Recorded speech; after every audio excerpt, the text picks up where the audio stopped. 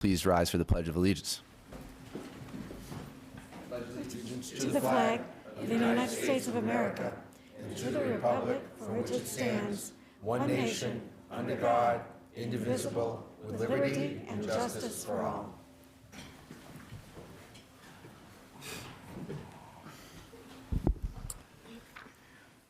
This town council meeting is being streamed live via YouTube. Please go to the Town of Bridgewater Facebook page for the link. For tonight, I do have some condolences from our veterans agent. Please join me in remembering the following veterans. Robert M. Cummings, U.S. Air Force, passed away on October 10th. Jeremiah Russell, U.S. Army, passed away on October 11th. David M. Lentini, U.S. Marines, served in the Vietnam era, passed away on November 6th. Louis E. Perry, U.S. Army, Korean era, passed away on November 8th. Leonard P. Yanush, U.S. Air Force, Korean era, passed away on November 15th. Please join me in a moment of silence, recognizing these veterans and all Bridgewater veterans and their families.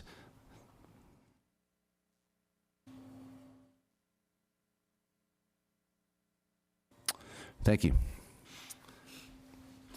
Okay, we'll start off with agenda item A, approval of minutes from previous meetings. Do I have a motion for approval and a second for November 4th meeting minutes? Could I ask for one a correction on them before we approve them? Yeah, can we have a motion for approval and a second, then we'll have discussion? Okay, all right. Second. Fine. Sure. Oh, now? Okay, so on page 7, it says that Mr. Linder made a thing. I'd like to just have it say Lindy. And on page 10, there is a D missing from Kennedy, and it's just listed as Councilor Kenny. So I thought maybe we could just correct those since these are forever minutes. Sure. Do you want to make a motion to amend? Please, should I repeat it all? Just for the record, so that Deb has it. To move to change Linder on page 7 to Lindy, and to change Kenny on page 10 to Kennedy. I'll second it. Second. Any discussion on the amendments? Nope. All those in favor? Aye. Any opposed? Okay, motion carries. Any further discussion on the minutes as they are amended? Okay, seeing none. All those in favor? Aye. Any opposed? Thank you. Motion carries. Item B, announcements from the president. I do not have any announcements other than we had a great Tri-Town Veterans Parade last week. It was great to march with a number of you and to have the privilege of giving a speech. It was a great event, so thank you to all the Bridgewaters for putting that on, and thank you to our veterans agent for putting that together. We do not have any proclamations. We'll now move on to Citizens Open Forum. Due to Massachusetts open meeting law requirements, discussions will not take place during public comment periods. If appropriate, responses to questions and concerns will be given by the town manager at a future town council meeting. Anyone may comment at this time for up to 3 minutes. Please state your name and address for the record.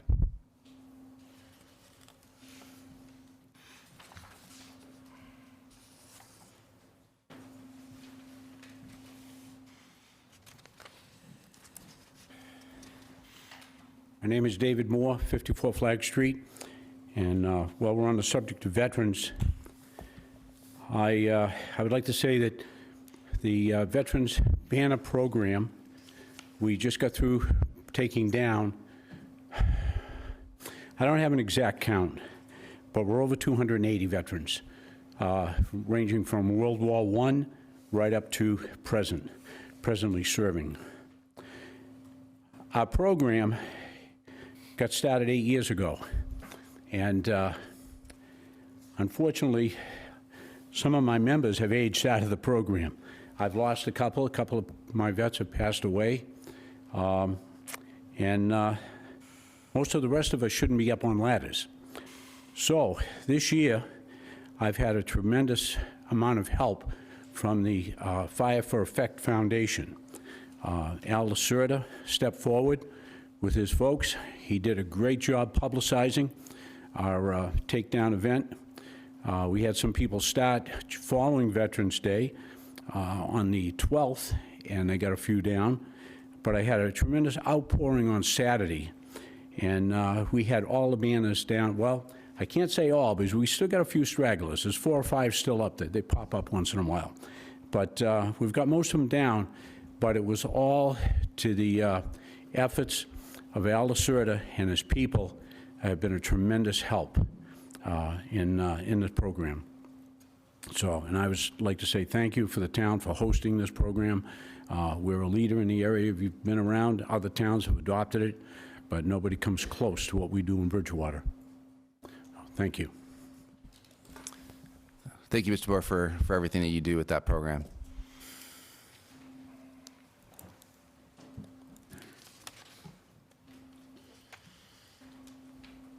Carlton Hunt, 80 Austin Street, Vice Chair of the CPC.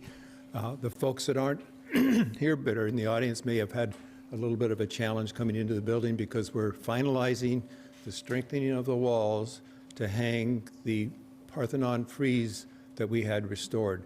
The hanging event is supposed to be tomorrow, so we're trying to get everything done in place.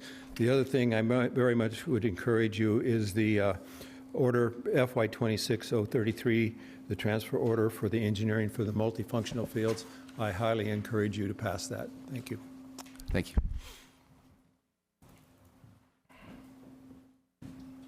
How you guys doing? Brad McKinnon, 86 Spring Street.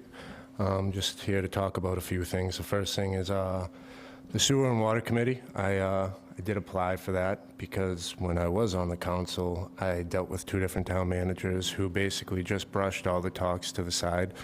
So I did feel the need to just see what was going on there. I applied because it's a volunteer position. I got the email saying it's no longer active. And I just really was trying to see what's going on there. I mean, plenty of towns around here have this. I see benefits, I see pros and cons from it, but I see more pros.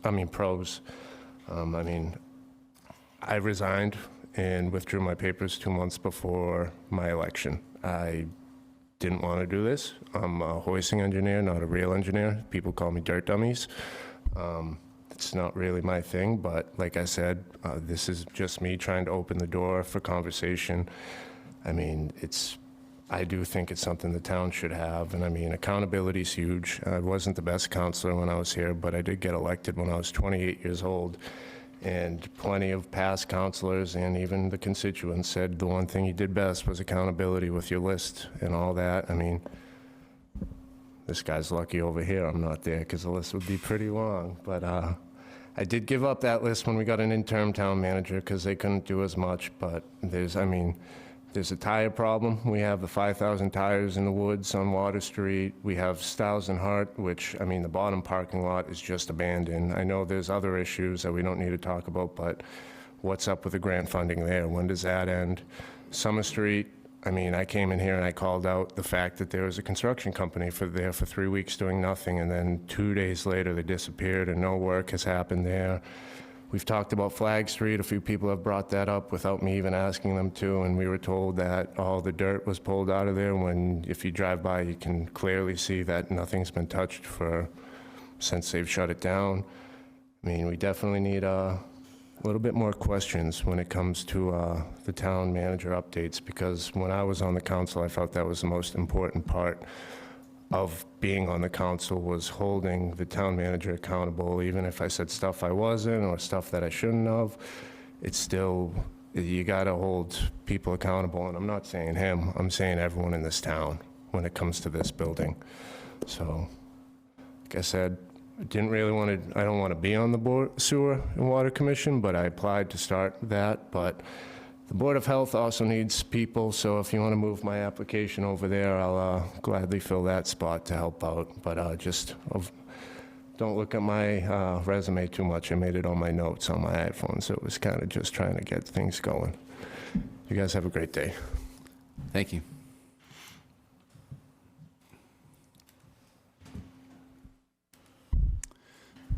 Is there anyone else who would like to come up and speak?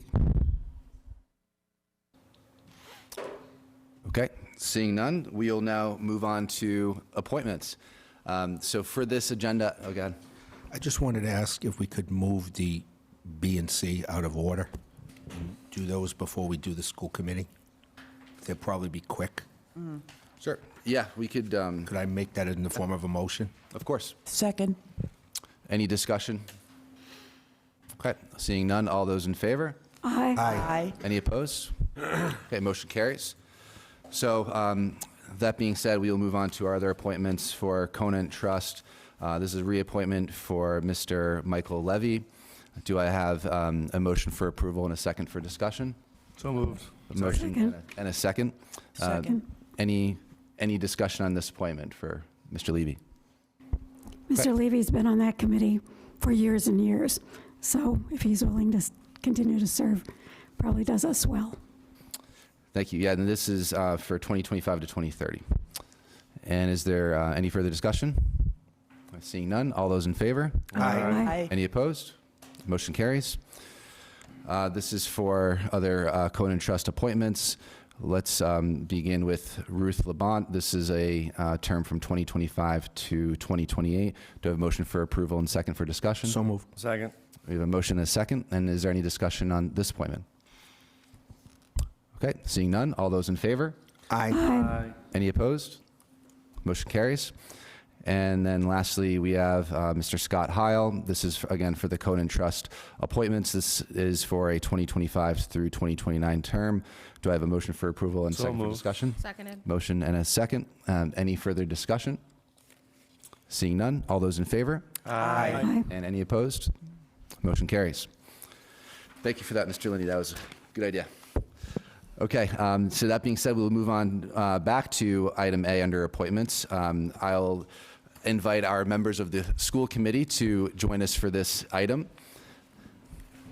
As required by our district agreement, we have Ms. Andy Hoy Thomas joining us, Mr. Michael Loesch, and Mr. Tim Fitzgibbons joining us for this appointment. I will preside over the appointment process, but all of us will be participating in the deliberations and the vote. So per the notice that went out, we'll begin with any comments or support from the public on these appointments. So if anybody would like to come up and speak now, we'll go ahead and do that. I know that we already had citizen comments, but if anybody would like to speak to these appointments in particular, we'll give you the opportunity to do that now. Okay. Just a question. Sure. Are all the candidates present in the room? I don't know, are they in here or are they in the waiting room?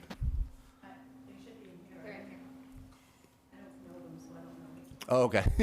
So at this time, we'll conduct the interviews, and we did discuss the town council clerk to move those who are not being interviewed into a waiting room. We'll conduct one interview at a time. So we'll begin in the order of which folks applied. We'll begin with Jane Meyrick first. And so if the other three applicants could wait in the waiting room, please.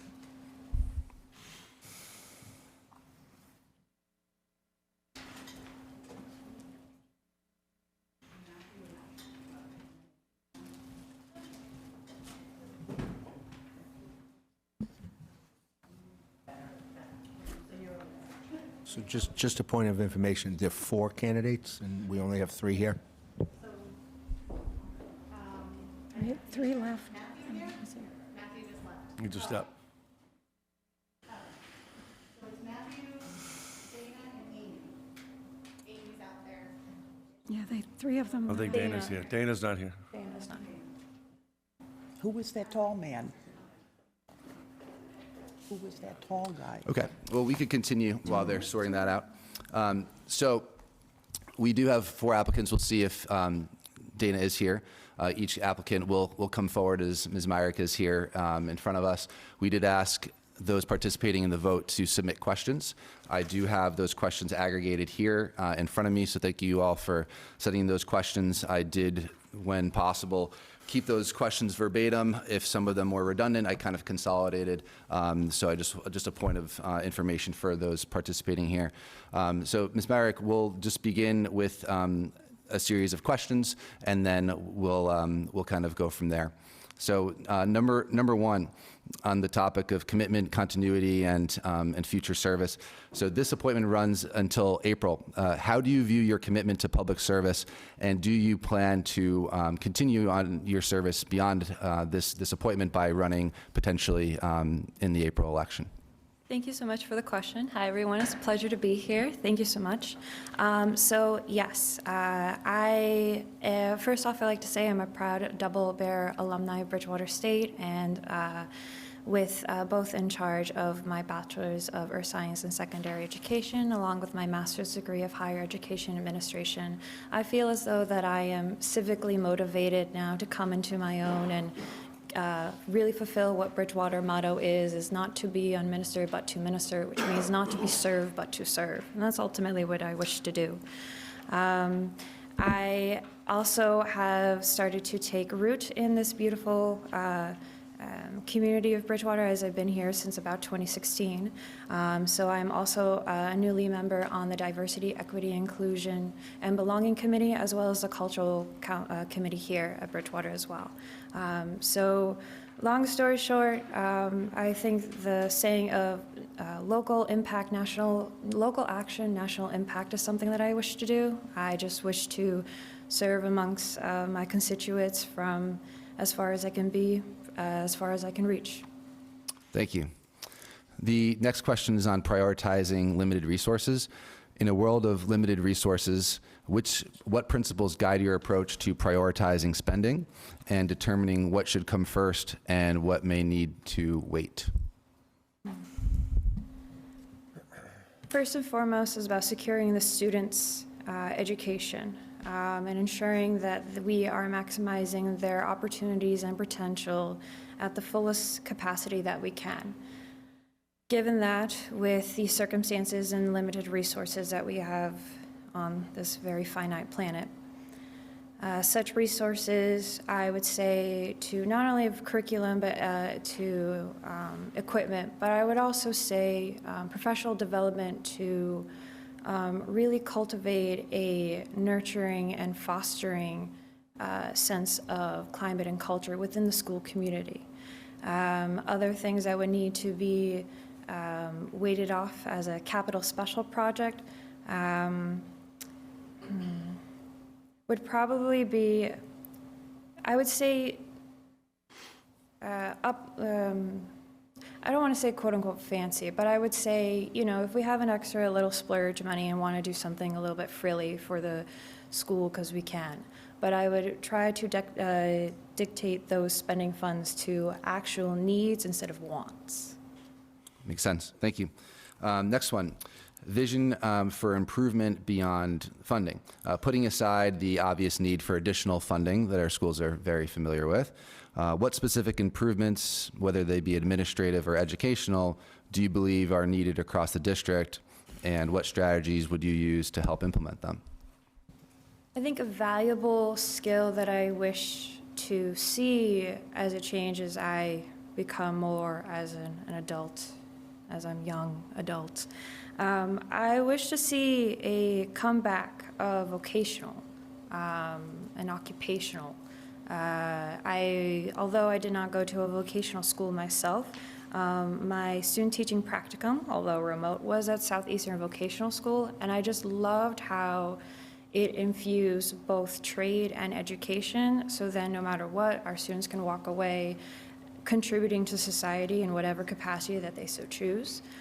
So I feel as though that if we could collaborate with other schools, maybe do research, try to instill more skills, hard skills into our schools, and therefore maybe we could do fundraisings, we could do some campaigns, marathons, you name it. The potential could go more if we could only explore what our students and what our capacities are, if we just explore that with vocationals.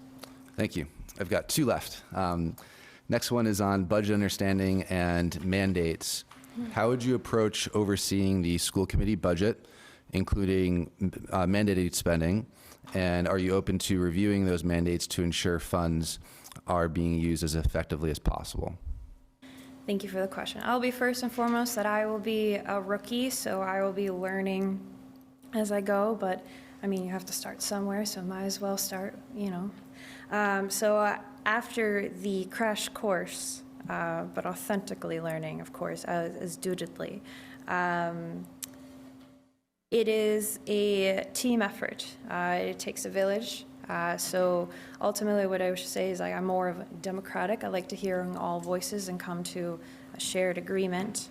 May I ask a reminder of the second question? Forgive me.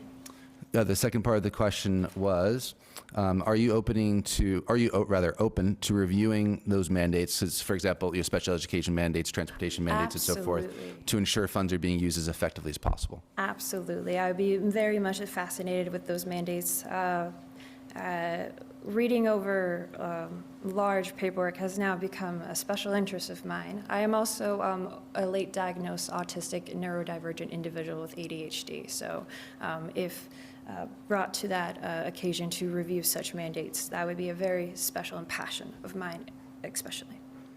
Thank you. Last question. On collaboration and governance approach, school committees work best when members collaborate, even when they disagree. How would you describe your approach to teamwork, communication, and navigating different viewpoints? That is something that I flourish on. I love engagement, I love collaboration, but I also really enjoy hearing other perspectives and not just hearing the same thing. I ultimately believe that diversity is our strength, and therefore the collaboration and exchange of ideas will only continue to help us grow together as a community and eventually, as a civilization together. So I love teamwork, I love collaboration, I welcome it. I never wish to go forward on an initiative without having the full agreement and support of those that I'm working with. Okay. Thank you very much. That concludes our questions. So we could have you sit in the audience, and then we'll call upon the other candidates, and then we'll deliberate after that. Awesome. Thank you so much for your time. I appreciate it. Thank you. Mr. President, could we ask MJ Spagone to lift the podium up just a little bit so that the mic is, I don't know, that's pretty high, MJ. Yeah. Okay. Good, cool. Nice to know I have an official part-time job now.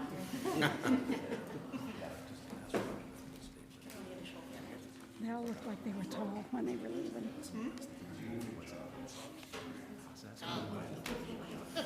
I think we need a little introductory. Oh, it's a good thing we put it up. Should have left it up really high, MJ. Well, hello, Emily. That should be a test question. Good evening, Town Council, School Committee. How you guys doing? Good. Good. Mr. Matt Selines, Yes, I presume? Salinas. Salinas? Okay, great. If you could just give a very, very brief intro, because we do have 5 questions for you, and then we'll go ahead and get started. So my name is Matt Selines. I am a Bridgewater resident for about 10 years. I've been a lifelong educator in some way, shape, or form, working with youth in Boston to now in New Bedford. And, public education has always been one of the most important things in my life. I am a product of public schools. When my wife and I were looking for a town to raise our family in, that was an important part, because public education should be equal and should be lay a solid foundation for all of our students, and wanting to help provide that in a more broad manner is something that is passionate for me. Looking at different policy, looking at different ways to work on collaborations and work with different partners in the community, whether it's the town council, whether it's Bridgewater State, whether it's other outside entities, is something that I am really passionate about. One thing I would say in my professional career I have built is a lot of networks and collaborations, and so that is really important for me as a person, as a parent, is to have strong networks and collaborations to really help make our school system what it can be. I will always say I have found amazing teachers in Bridgewater and administrators, and will always cheerlead them, and I hope that we can support them the best we can with the current situation that we've been in the past couple of years. Thank you. So we do have 5 questions. Yeah. So the first question is about commitment, continuity in the April election. This appointment runs until April. How do you view your commitment to public service, and do you plan to potentially run for this seat in the April election?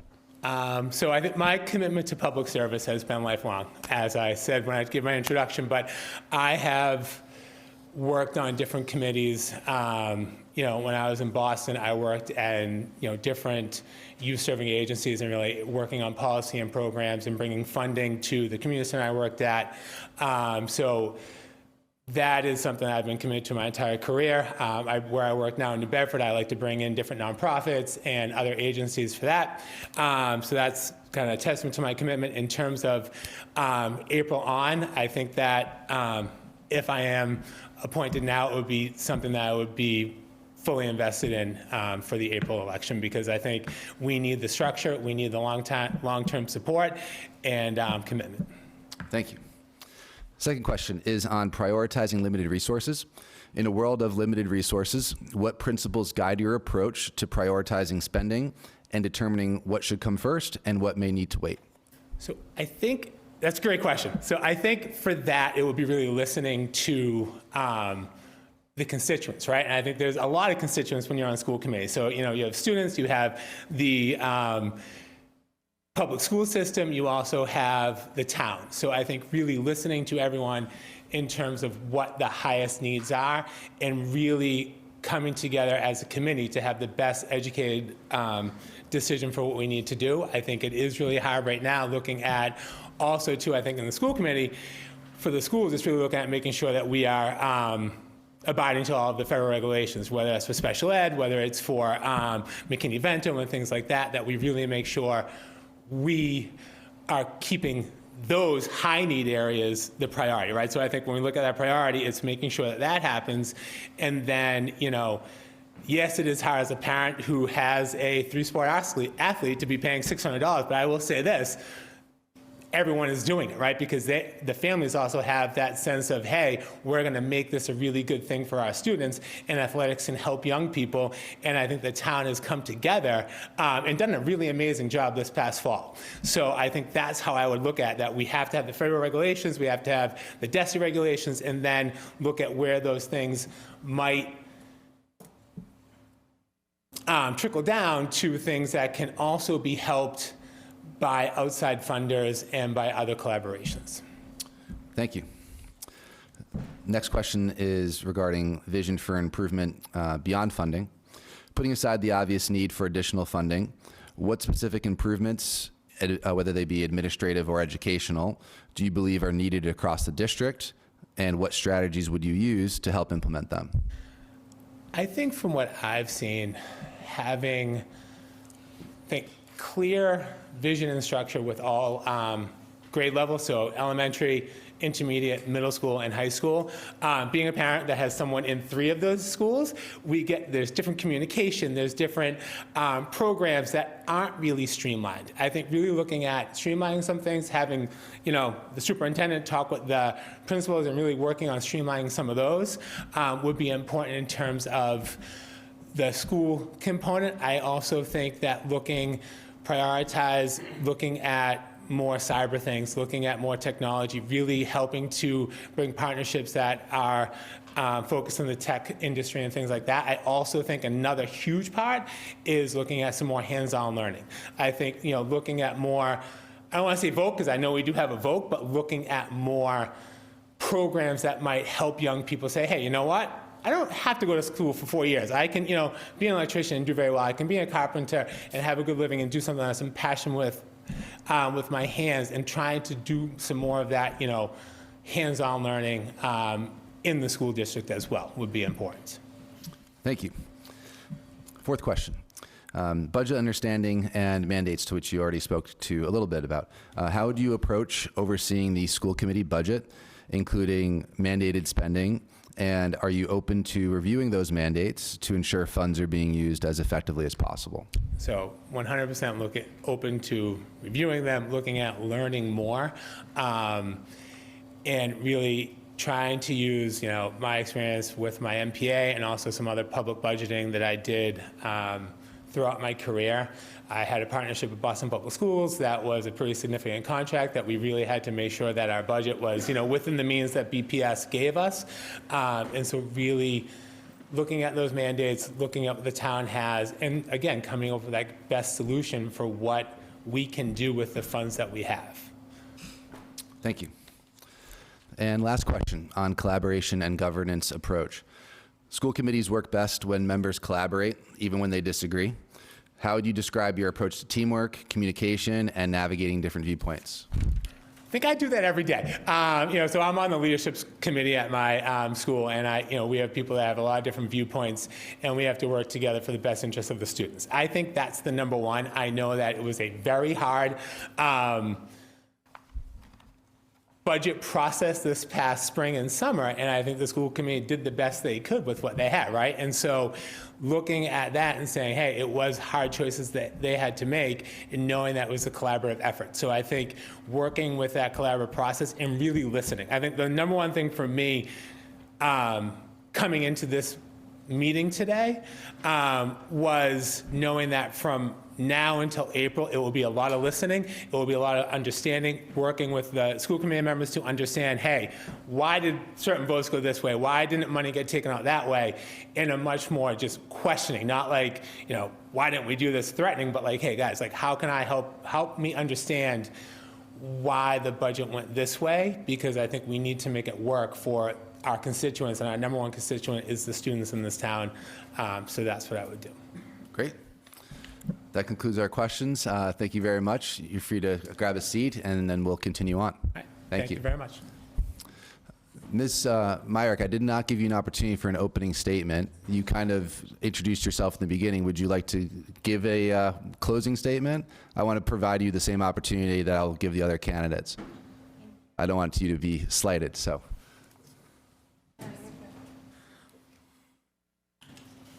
I appreciate it. Thank you. Although I do not have kids yet, ultimately, how to say it? I was redoing an opening statement. It's quite all right. Ultimately, what I want to say is educators are forever learners. I very much love Paul Fier, learning about at Bridgewater State, where you teach in the act of learning, you learn in the act of teaching. It's never one person that always knows the right answer. You have to work together. As I said in my commencement speech past May, we're all just Homo sapiens at the end of the day. And as Horace Mann said, education is as the cornerstone of democracy, where all children of all ethnic, social backgrounds are taught and respected. So that's ultimately what I just wish to carry on. It's just Horace Mann's and Paulo Fier's mission. So thank you kindly. Thank you.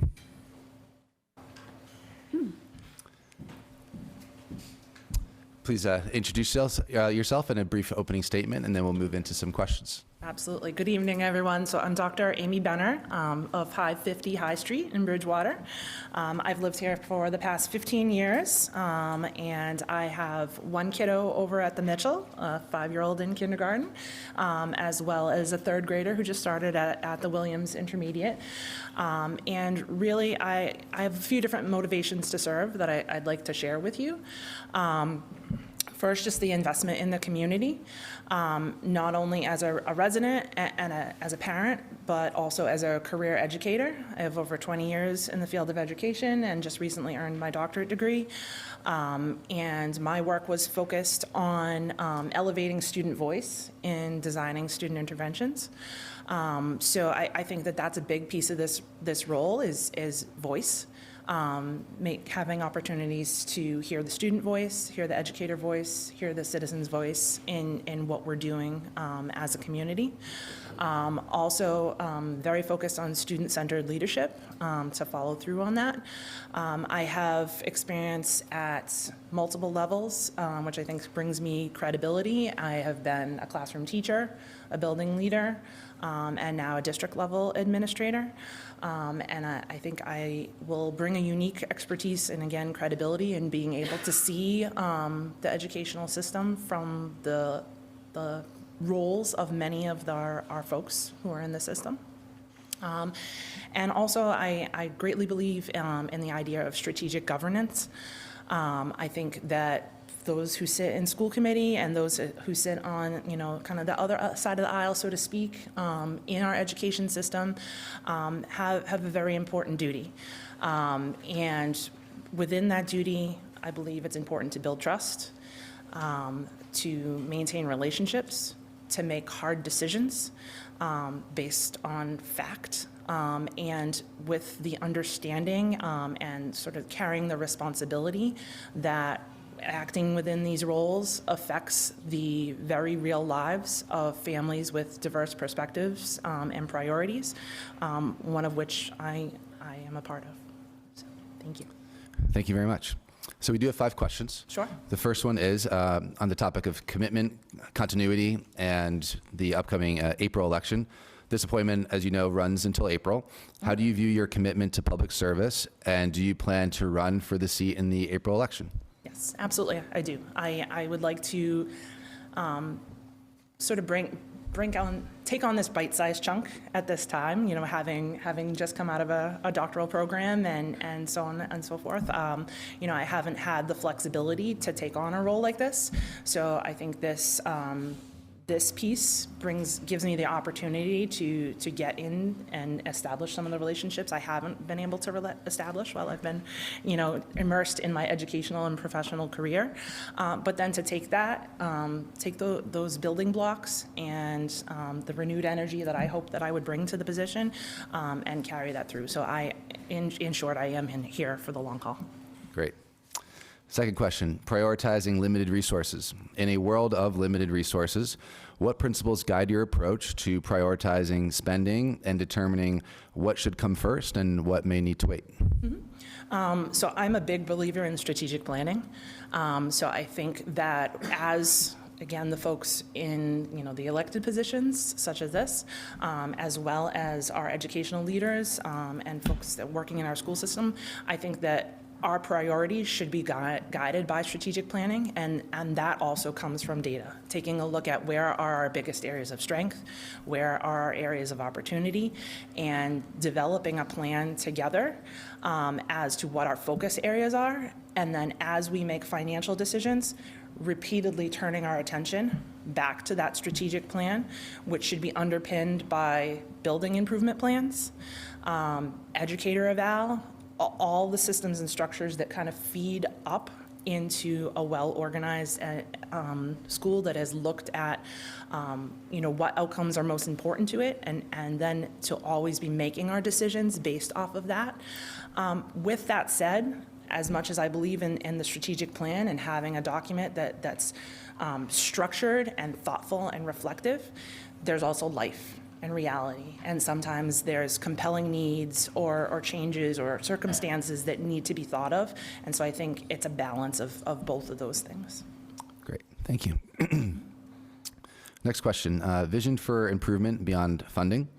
Putting aside the obvious need for additional funding for our schools, what specific improvements, whether they be administrative or educational, do you believe are needed across the district? And what strategies would you use to help implement them? So it's not unlike many of the changes that are needed across our whole state education system. I really believe, I'm a bit of a radical thinker. I don't believe in continuing to do the same things that have been done just because they have been done. I really think we need to be looking at our educational system and embedding many of the skills that our students will need to be prepared for life beyond schooling, regardless of whatever path they chose. So I think that we need to be looking at partnerships within the community, partnership with local workforce boards, ways to build up our students' educational experiences so that they have options. And certainly we abide by our DESE curriculum standards and all of the things that, DESE has judiciously handed down to us to help guide our education. But I think we also need to be looking at our changing world and ways that we can reach out for help from our community and our region in order to build up the student experience. So that would be a real priority for me, making sure that students have embedded experiences to gain those kinds of skills that are going to take them beyond just potentially a college application or their next job, but beyond. Thank you. Next question. Budget understanding and mandates. How would you approach overseeing the school committee budget, including some of the mandated spending that you mentioned? And are you open to reviewing those mandates to ensure funds are being used as effectively as possible?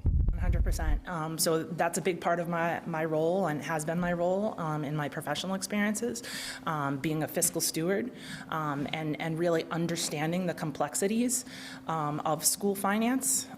That's my wheelhouse, so to speak.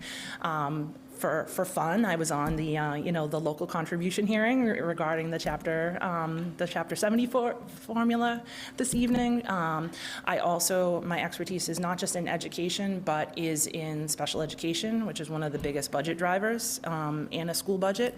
So I know that there might be some other experience in that realm on the committee as well. But I think being able to bring that really intricate knowledge of all the forces. I also really believe in zero-based budgeting. We need to strip it down and take a look at what are we building our budget with, and what are our priorities based on, like I said, hearkening back to that strategic plan, hearkening back to changes kind of in the school enrollment, the student population that might arise as we go, and being responsive to those pieces. Thank you. Last question. Collaboration and governance approach. School committees work best when members collaborate, even when they disagree. Absolutely. How would you describe your approach to teamwork, communication, and navigating differing viewpoints? So I have a couple different philosophies on that. First off, I believe clear is kind. I don't think we solve anything by holding our cards and not speaking what's on our mind and not bringing our perspective to the table. So you could always count on me to be very direct and communicative in terms of what I feel is the best steps forward. I also believe in consensus building, which is a big part of any team. Even if I'm in a position where my viewpoint, my decision, my piece of the puzzle hasn't been moved forward in terms of the committee's decision or the broader school's decisions, I believe in consensus. So even if I'm not in a place where, again, my choice has been selected, it is a team approach. And so once a decision has been made via consensus, we move that forward and we support each other. And I think school committees and school systems really need to do a better job locking arms together for students. There is a lot of divisiveness that has the potential to breed and grow. And there's no place for that. We're here for kids, and I don't abide by that. So that's not something that you would expect from me. Great. Well, that concludes all of the questions. Thank you very much. Excellent. Thank you very much. Thank you. Debbie, am I correct in saying that we only have the 3 today? So in keeping in accordance with how this was posted, we do have a note here that we're going to jointly deliberate amongst ourselves. There's 12 of us here, so I'll recognize speakers, and we could deliberate here, and then we'll take nominations from the floor shortly thereafter, and I'm sure we'll continue to deliberate. So I'd love to give the opportunity to our members of the school committee if they'd like the floor first, if they have any comments on our applicants, and we could deliberate amongst ourselves before taking nominations. Thank you, and thank you for the opportunity. And thank you all three candidates for coming up here and presenting. This is a difficult, certainly forum to be in front of and be fired questions at that you weren't prepared for. So thank you all for being up there and giving us your time. In listening to all three candidates, really I do appreciate their perspectives and their knowledge and their background experience. I think one thing that I just want to point out, past involvement and experience I think counts for a lot. I know we saw Mr. Selines at past meetings throughout this school year and budget process, and being at public comment, being aware and a part of the district. I also want to say I definitely appreciated his views of the influence of school committee, where we're relegated to policy and finance and overseeing those two portions of the district. I also want to say we also definitely appreciate educators being a part of this. These are the people who do the work on the ground on a day-to-day. So thank you to him and Ms. Brenner. But I also would say, given that Matt has 3 kids in the community who are attending our schools, he's a long-term member of the district, has had views at all different levels and experiences. And given his background, I would definitely put forth my support for him. Thank you. Any other members like to make any comments at this time? No? Any members of the council like to offer any comments? Just want to thank all 3 candidates for putting their name out there. It takes courage to do that. You want to do more. You're already in education, so I would commend all 3 of you for wanting to step up to the plate. Thank you. Any general comments from our counselors? Yeah, I'll just echo the same sentiments. I want to thank all 3 of the candidates for coming up tonight. You all bring different backgrounds and different experiences that could all work for the position. So hopefully our discussion and deliberation tonight will put the best candidate forward. But again, I want to thank all of you guys for coming out tonight. Thank you. Thank you. Any general comments from the rest of the council? Okay, seeing none, we'll now move into the appointment phase, and under our rules and Robert's Rules of Order, we'll take nominations from the floor. Our rules are vague, to say the least, so we are deferring to what is under Section 46 of Robert's Rules, and so we'll take nominations one at a time, and then we'll do a voice vote, or rather a roll call vote, and then go to the next candidate if we don't have a majority. I did notice that Mr. Murphy's hand was up first, so I will defer to him. I'll open up nominations at this time. Yeah, I'd like to make a nomination for Dr. Benner. Okay. Second. And we have a second. So at this time, we will now continue to entertain any other nominees that we will entertain if the motion fails. So do we have any other nominees?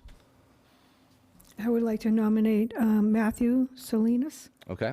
Second. And we have a second for Mr. Selines. Are there any other nominations on the floor? Okay, nominations are closed. So we'll now move forward. Dr. Benner was nominated first. So we do have a motion to appoint, and we do have a second. So now I'll open up that for discussion. So any discussion on this appointment? I think Sonia had her hand first. Yes. Thank you, Mr. President. In my time of serving with you on the budget subcommittee for the school committee during our override conversation, one of the biggest areas and needs and concerns in our town and in our district is special education.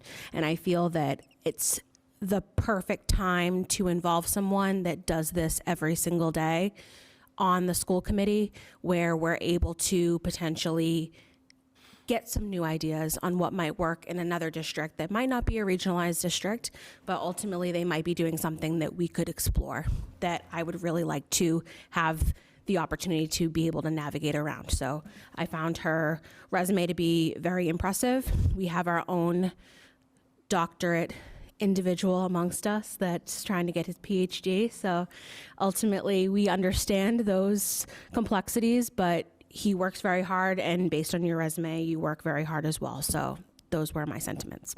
Great. Any further discussion? So I'd like to echo some of the same comments. I think the resume is very impressive, and it's good timing that the PhD is actually done. 2 kids in the school system and a specialty on education and consensus building and everything else. I think this is a tough choice, to be honest with you. There are great candidates for this position, but I think Dr. Benner has the best. Any further discussion from counselors or members of our school committee? Okay. Seeing none, we will now move on to, we'll do a roll call vote. Mrs. Ward, would you mind assisting us? Yep. Mr. Fitzgibbons? Yes. Mr. Loesch? Ms. Hoy Thomas? No. Mr. Lindy? Yes. Ms. Hunt? Yes. Mr. Murphy? Yes. Dr. Perry? Yes. Mr. Loretti? No. Ms. McGrath? No. Ms. Striggles? Yes. Ms. Ellenberg? No. And Mr. Kennedy? No. 1, 2, 3, 4, 5, 6. What's the count? 6 to 6. 6 to 6. So the motion fails. So we'll now move on to our next nominee, Mr. Matthew Selines. We already had a motion and a second. So discussion on Mr. Selines. I was very impressed with Mr. Salinas' experience in mental health issues, which is certainly a very serious problem these days, and the fact that he worked with youth groups kind of outside the box. I think that creative spark is needed for our schools, and that's why I'm supporting him. Thank you. As Councilor Lindy equated to this experience, it was not easy. To me, there were 2 very clear right fits for our school committee at the moment, and Mr. Selines was the other fit for me. I appreciate his ability to not only think outside the box, but have a plethora of experience throughout education, and bringing that clinical awareness to our school committee, I think, is also a niche that is worth exploration. So I would fully support him on the school committee. Thank you. Any further comment? Yeah, I like that he has a lifelong commitment with the youth, and that he works with kids who have discipline problems, because we definitely have some in our school system. So I think it would be nice to have someone with the qualifications he has, that he's dealt with students all the time in different aspects of his career. So, I mean, it was a difficult, if Amy had not been first, I might have went with her, but I think I lean more to him because of his lifelong commitment to the kids. Any further comments from counselors or our school committee members? Yep, I just want to reiterate, I do definitely appreciate everyone stepping up with this vacancy, but also just to point out that Matt has participated in past meetings and made himself present and involved in the district, which, we have not seen from any of our other candidates today, which means he's actually seen how our meetings transpire. He's had opinions and voices heard throughout our process, and I think that speaks a lot. Thank you. Anything further? Mr. Yeah, I just Kennedy? wanted to note, we have 2 candidates that do have some budgetary experience in different capacities within school systems, so that for me was a priority. But I do appreciate his experience, not just with the youth, having children in the school in multi-levels, because there are different issues in different schools within our system. So having some knowledge of what may or may not be going on, and some outside budget experience with an outside entity is a benefit, I believe. Thank you. Any further comments? Okay, seeing none, Ms. Ward, may we go to a roll call vote, please? Sure. Ms. Hoy Thomas? Yes. Mr. Loesch? Yes. Mr. Fitzgibbons? Yes. Mr. Lindy? I'm going to pass for the moment. Ms. Hunt? Yes. Mr. Murphy? Yes. Dr. Perry? Yes. Mr. Loretti? Yes. Ms. McGrath? Yes. Ms. Striggles? Yes. Ms. Ellenberg? Yes. And Mr. Kennedy? Yes. And I'll vote yes. Okay. 12 in favor, 0 opposed. It is unanimous. The motion passes. Congratulations, Mr. Selines. You are appointed.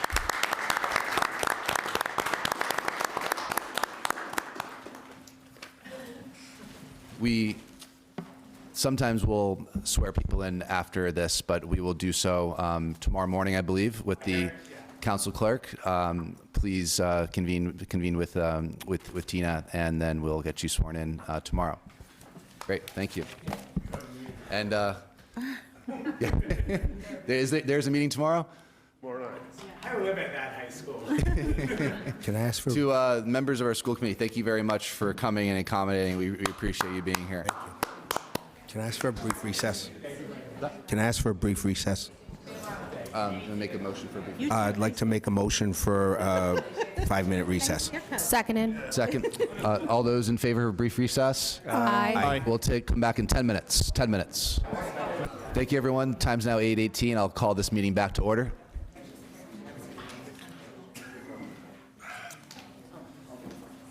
Thank you again to all of our candidates for tonight. That was a tough decision, and thank you for stepping forward and serving our community.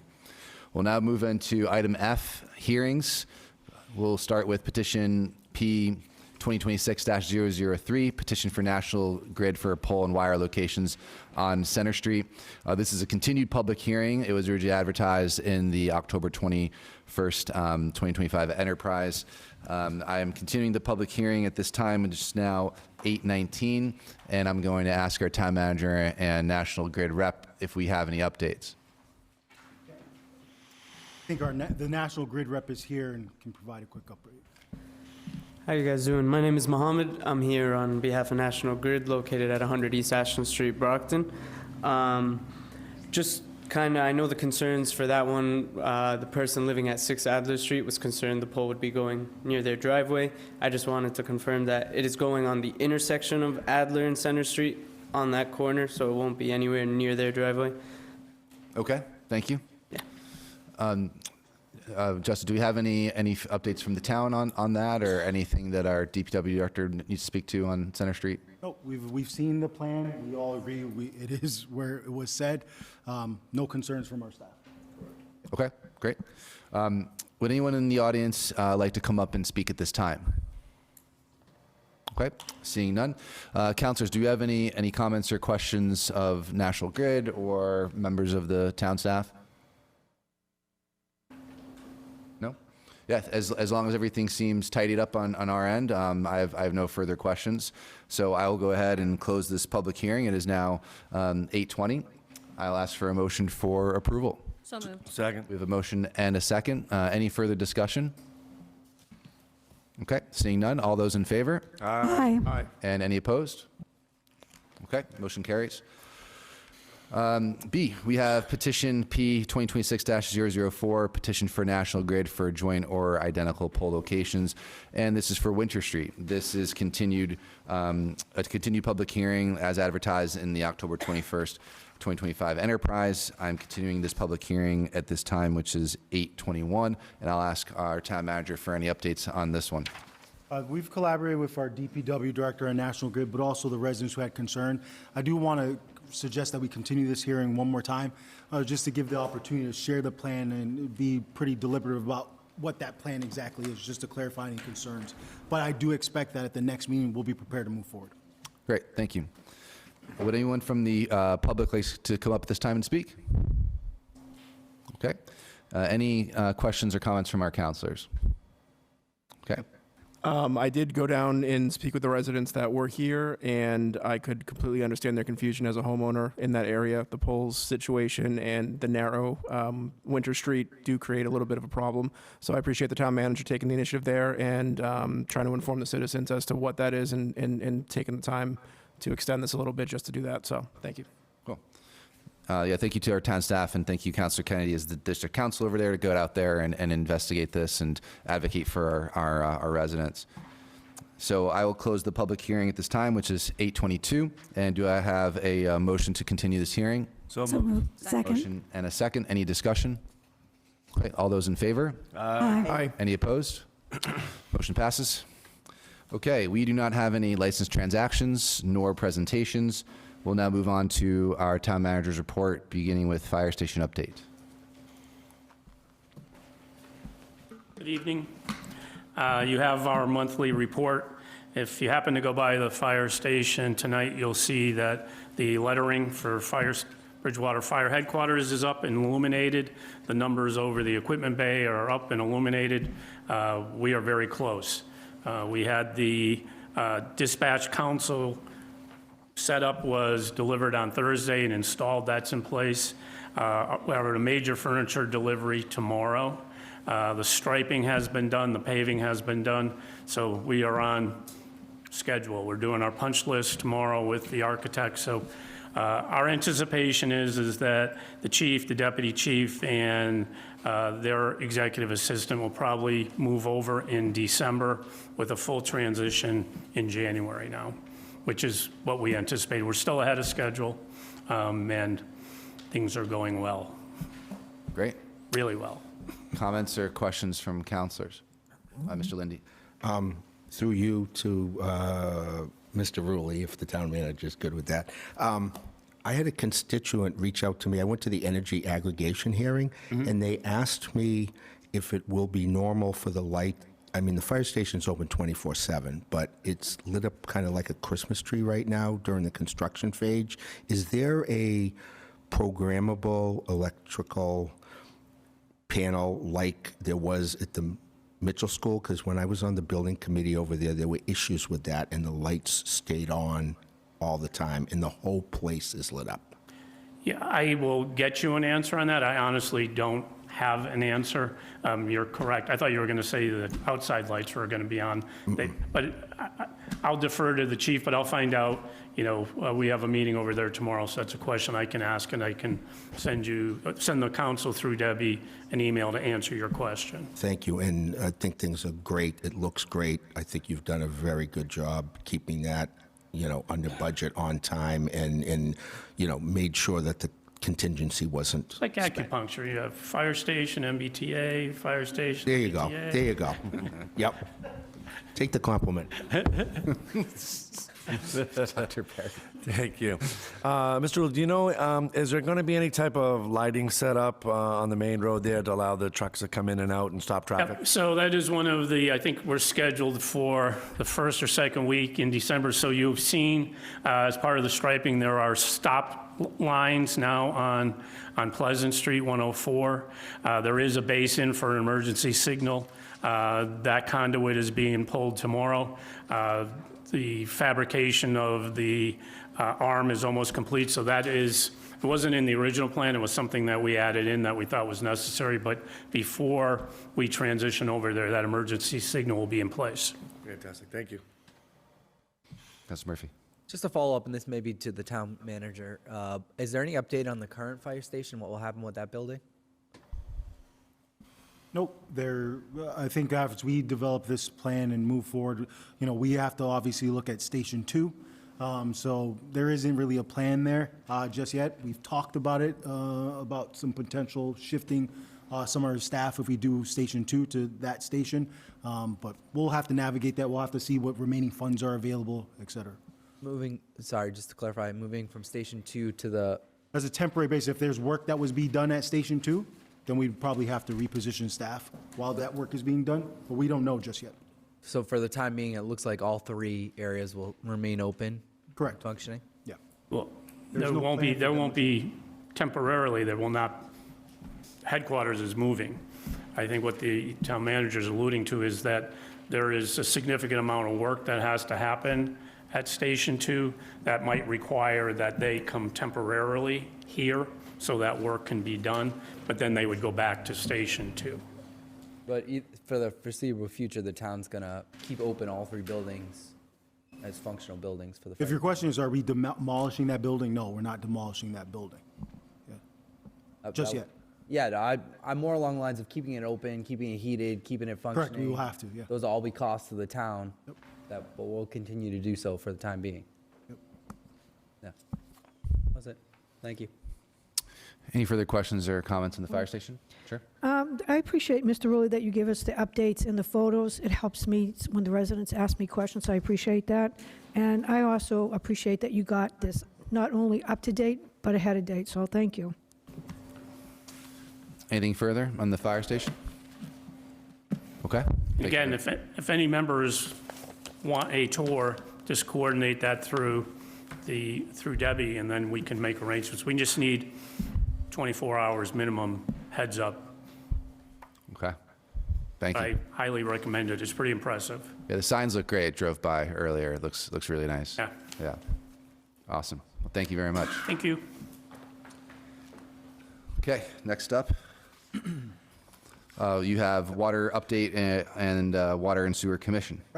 First, we'll do a water update. I'm going to invite Azu and our new water superintendent up to speak about the water situation. But before I have our new water superintendent talk about that, I kind of want to sort of reiterate a couple of key points here. You know, obviously, we had a water presentation previously where we outlined some of our capacity issues, what our plans are. I think we've outlined that several times in public. But I want the community to know, because I do know there's a lot of conversation about and concern about water. This is a priority. It's been a priority for me. I know it's a priority for the council. You know, obviously, with a new water and superintendent, I thought it was important for him to introduce himself so the council can get to know him, but the community get to know him. We are prioritizing the water infrastructure. I'll have Bill talk briefly a little bit about the work that we're doing with DEP. We're trying to expedite things. We're trying to work as fast as possible, but also realizing these water infrastructure issues didn't develop overnight. They're years, and they're not solved overnight either. But we're working really expeditiously to try to address those issues. So I'll have Bill sort of introduce himself, talk about some of the work that we're doing as well. Further, just to reiterate kind of what we're doing. Good evening. My name is William Young. I'm obviously the water superintendent in Bridgewater. A little bit of a professional background for me. I've been doing just water operations for the past 7 years in 3 different municipalities, both here in Rhode Island and Massachusetts. I am fully licensed both as a water treatment operator and a water distribution operator. Over the course of the 7 years, I've gotten to see a lot of these capital upgrade projects through the different towns that I've gotten to work in. I've successfully managed various multi-phase capital projects from encompassing planning to procurement all the way to final implementation. So the status where we are right now, well 10 is currently deactivated. We are running a pilot study to help determine the necessary filtration for the wells to be piped officially to the High Street treatment facility. I am in daily contact with the engineer team at Apex and some of our staff to work diligently with DEP to expedite this process. Like I said, I'm a water operator first. I understand the concerns of the town, and doing everything in my power to be able to push as well as with the town manager to accomplish these goals in a timely manner to ensure water quality and successful growth within the town. We are looking at a timeline. I'm hopefully within 2 years. Like I said, right now we're actually doing the physical pilot study to determine the filtration. And then as soon as we get these, we're moving right into dealing with DEP and getting all those permits finalized to hopefully start getting this project to the finish line. That's all I really have about well 10 right now. If any questions for the town manager, myself, I'd gladly take any. Questions from councilors? So from the wells, 2 wells 10 or just 1 well 10? So there is 2 wells on that site, 10A and 10B. Both of those wells need the filtration system, and both of those wells will be eventually brought to the High Street water treatment plant to be filtered and treated and then sent back out to the town. So the residents who live closer to there, is that why they're getting more brown water than the rest? Yes, so right now, when we deactivated the wells, you started to see a pressure change within the system. A lot of the water demand is in the centralized location, Broad Street, where the tank is specifically. So where those wells are out on Plymouth Street, you're getting a pressure differential of the well is pumping and then it's actually competing with each other. So that's where we're getting the brown water issues still, is where that side of town is pulling back from the water, from the downstream side of the tanks and everything. I'm hoping that we can regain some stability in the tank to hopefully be able to flush that line out over the course of this winter time. And then hopefully, like I said, is the only time we're actively going to use 10A and 10B moving forward is for fire suppression, and if there's any main breaks or other significant water emergencies where we need to supply. Well, thank you, Mr. Young, because you make that very clear, because I live down there, so I've had a lot of residents question me, but you made that very clear, so we know what to expect now. Thank you. Go ahead, Bob. Mr. Young, welcome to Bridgewater, first Thank off. Just a couple quick questions. Hopefully they're simple. For the discoloration of the water, you had mentioned you were talking with DEP every day in terms of the limit and trying to increase and trying to move the project along to connect to the High Street well. Yep. In a perfect world, what's the timeline look like for that? As of right now, it's looking to be the 2-year timeline that we have been looking at. Like I said, depending on how the pilot study goes and everything moving forward, we can look to expedite that process. I've talked to Jim at DEP, and we're going to working with them diligently and their engineers as well, because they're part of the approval process, to hopefully expedite that process to get the actual construction started as soon as we can. And then looking at the times in which we've kind of been forced to turn on those wells to I guess, supply water to the town, it seems like it's happened quite frequently over the last couple of years from the information that we've gotten. I don't anticipate that would change, right, going forward? No. Well, yeah. So the wells right now is what we're doing is keep it offline for the purpose of, obviously, we don't want to keep pumping in bad water. We will obviously have to at some point. Right now, we are at a okay standpoint. I am looking at other opportunities with other towns to possibly get an emergency connection instead of having to turn on this well. It's just a matter of like DEP approval and the water availability of other towns as well. You use the term bad water. What do you mean by that? I wouldn't say, I take that back, I apologize. It's not that it's bad water, it's just that there is a secondary level of contamination, or not contamination, that's what it is classified as, but it is more of a filtration issue. The iron just isn't settling out. It's gonna take its time. I'll have to get back to you on that one. Just in the meantime, are there any, I understand from you, 2 years at best would be sort of the solution to this. Is there anything short-term we could do for folks to have to live with the discoloration for 2 years? There has to be. I'm going to take this one, Bill. So I think one thing that's really important is obviously since I've come to town, we also have a new superintendent. I think we're taking a fresh set of eyes look at this. So looking at every opportunity that we can look to mitigate this issue during that time. We understand that 2 years is a long time period. We're aware of that. We're looking at everything. So we're exploring every opportunity. We're, as Bill said, we're talking with DEP and Jim McLaughlin often. We're looking at some secondary sources of water as well. So we know we've had conversations with Middleborough regarding that. So we're looking at every opportunity. I think that's really important for people to hear with this group. We're looking at every opportunity to sort of mitigate that issue until we get this resolved for the long term.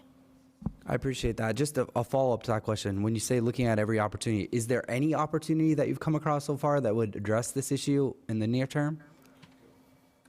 I know it's a difficult question, but... Yeah, it's difficult. I'll let Azu chime in, then I might give my own. So I don't want him to take all the heat because he's new in town, and I don't want him to start regretting taking the job. But it's all good. So one of the things that we're doing, the 2-year time frame, it's really a conservative estimate for the simple reason that it's good to under-promise and overachieve, I think. So one of the things to assuage some of that concern that you have, one of the things that we are doing, and DEP is looking favorable towards that. So the other two components to running the well tends to High Street. One is the infrastructure that we need to build at the well site, which requires DEP approval. But the other aspect that relates to that transmission is laying the pipe work in the ground. Okay, that doesn't really require DEP approval, but we are cognizant of the fact that they need to know what we are doing. So I think that aspect we can move along quicker, so that once we get the pilot study approved and the treatment system complete, then the only work we'll be doing will be at the wellhead. And so the pipe in the ground would already be in. So I am looking that we can get that done within that 2-year period, once we start laying that pipe in. And but we do have a preliminary discussion with East Bridgewater and, like Bill said, Middleborough. So if push comes to shove, we will be able to at least get some emergency supply. But part of the issue that we also have to be aware of is that when you're doing intermunicipality, it's not like what you do with the fire, where you bring a fire truck and equipment to fight fire. When you're talking water supply, you have to look at a treatment train in the other community to make sure that it's compatible with your treatment. Okay, so that's the only issue. But we are working, and I think hopefully by the end of winter, we can start talking about laying the pipe in the ground to get that, to move the project along. Yeah, I want to say I thank you all. I know you're working, so I do want to recognize that, and I think the work that you're doing. I think just from a citizen standpoint, it's a tough pill to swallow to say 2 years. You have to live with this for 2 years, and I don't know that that's anybody's fault in the room, but it's truly a tough pill to swallow, right? We can all acknowledge that, and so I do think everything needs to be on the table, and we need to start acting on some of those emergency measures or whatever we could do to voice our opinions, beyond our town that's suffering right now. Well, I will tell you that our DEP that does a lot of the approval, because you're talking public water supply. So we can't just do it right here alone. But what they've done, what they did for us when we replaced wells 5 and 9, it was moved at warp speed. Something that usually would take about a year to get your approval. DEP did it in 2 months. So they recognize, and they've been getting calls from the town's residents. So they want to see us get this resolved. And we are moving, okay? So 2 years is, I know it's, but believe me, it will come around pretty quick, and we'll get this behind us. I think to add to what Azu said there's a commitment from all of our team. It's not only the residents that have called. I've called. I spoke with Jim McLaughlin several times. Azu has had those conversations. We're trying to work with them to expedite whatever we can in a responsible way, understanding that we've got to work with the state agency to manage this. But they know that we're committed to trying to move forward with this, and I think the public should hear that directly from us. We are looking at everything. We're trying to work in a timely manner, and that's the commitment from our group. We will do that, what we can.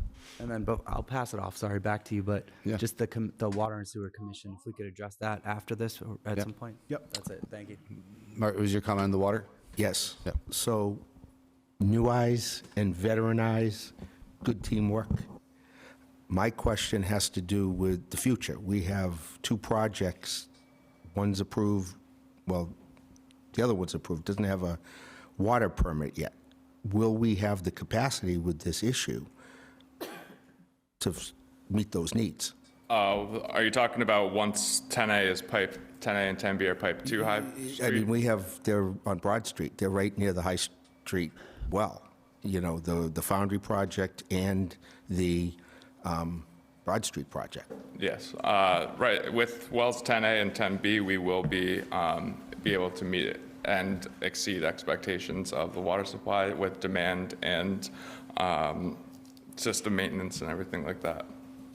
Those projects, there's more projects that are coming down the line, obviously, that I can't speak to myself. I haven't been here long enough. If Sue wants to speak towards it. So those projects will not actually be online until about a year to 2 years. And so they will, so what those wells will do for us is that all those fluctuations that we keep having in water supply, those wells produce good water volume. So they will provide stability to our water supply, okay, once we get them online. The issue is that discoloration. So once that's taken care of, and I bet you some of those projects are not coming online in that period. So the only, to address your earlier question and concern, in reality, what will happen is we are going to hit another spike in summer, right? Where people are watering their lawns and stuff. So that hopefully, by the time we get the other pipe that we're talking about putting in the ground, will be in the ground, and then we'll work with DEP to fast track the infrastructure work. So I can see the light at the end of the tunnel, and I'm telling you, it ain't the incoming freight train. It's a friendly train. Okay. So we're gonna get there. We're gonna get there. Councilor Kennedy? Just a few questions. So 10B is currently off? Yes. All right. You mentioned that there's still sediment. Is that just sediment from in the line from the turbulence from the two wells pumping simultaneously? No, so there's still sedimentation in the mains themselves, is because Okay. we're not trying to flush the water main right now, because we're trying to save the stability of the water tanks. Okay, And so- not have to reactivate well 10. Okay. During the yearly maintenance, or the maintenance that gets done on those, once you do flush, so those residents see relief on that discoloration once the flushing occurs? Yes. Okay. Is there a ballpark for the cost of that tie-in from the wells to High Street? Yeah, so right now, and I guess it's a pretty conservative estimate, it's about $7.5 million. Okay. And then my last question for you. With well B10 off, what is the process, or how fast can you turn a well on? Is that something you do remotely? Do you need to send somebody to the well? So we would have to call in staff to activate that well. It would take a matter of an hour from phone call to activation. Okay. Just thinking of fire suppression and things like that with some of our large warehouse buildings. Okay. All right. Thank you. Thank you. Questions? Councilor Ellenberg? Well, we have potentially a lot of new building coming to town. With quantity versus quality. We've been discussing quality all along, but quantity, where do you see the town getting water for potential growth? We have that water available once this High Street project comes down line. It's not about the quantity issue we have necessarily, it's about the quality.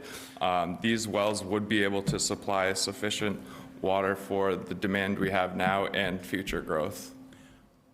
One thing that I think we made very clear about in the presentation we gave, the water presentation previously, that doesn't preclude us from taking a look at other opportunities as well. And I think we've addressed that. We're looking at the Vernon Street wells. That's something that we have capability to add to our capacity, potentially.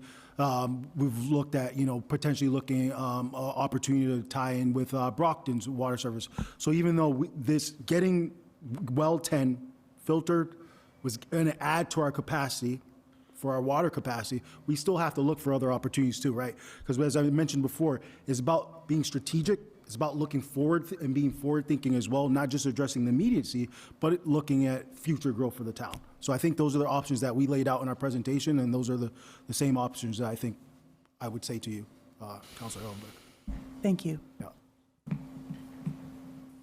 Thank you. Thank you, Bill, and welcome to town.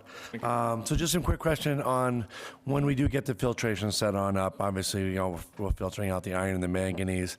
What about calcium and the hardness of the water? Because I do think I've seen residents talk about, the calcium in the water really mucking up the pipes and shower heads and things of that nature. Is the filtration that's going to be set up on High Street going to take out the calcium as well and work on the hardness of the water? A little bit, yes. That's a three-phase question in my book from treatment standpoint. That is something that as engineers are looking at as we speak. That's part of why we're doing this pilot study, is to make those determinations and decide the best filtration process to achieve those goals. Great, thank you. And again, would encourage making sure that we get the calcium out of there too. Councilor Blair, yeah. Yes, where are you doing the pilot study in Bridgewater? It's actively on well 10. Okay. Any further questions? I have a few of my own. Any further questions? So sounds like there's a lot of encouragement from activating these wells and having them filtered. It's the first time, not the first time, but we're starting to get some kind of clarity around capacity because there's a lot of discussion of what capacity is. So if these wells are now filtered, are we now up against our permitted capacity? Are we above our permitted capacity? Do we have to apply to increase that capacity? That is a determination that I am nowhere near ready to determine. There's a lot of factors into it. It's obviously with the development of the town, and what we have right now is that is a loaded question that I am not prepared yet to answer myself. That is something that a zoo or one of the engineers would be able to determine better. Sorry about that. Yeah, so in terms of the supply and the demand, right now, what we're pumping, we are actually meeting our demand, right? But once we get those wells online, that will stabilize our water supply. In terms of getting at the capacity, we are permitted for 1.98, and right now we are right about 1.4, 1.5. So we do have enough headspace, if you will, for, I've calculated it over time, average, if you were to add new homes, just because it is a metric, it's a metric that is easily understood versus saying this square footage of office space, this square footage of retail. So if you were to consider just basically homes, we can accommodate, if you will, almost 1,500 bedrooms, okay, at 110 gallons per bedroom. That's a lot of water. But the problem is we are not able to pump at that level until we get this well 10 on.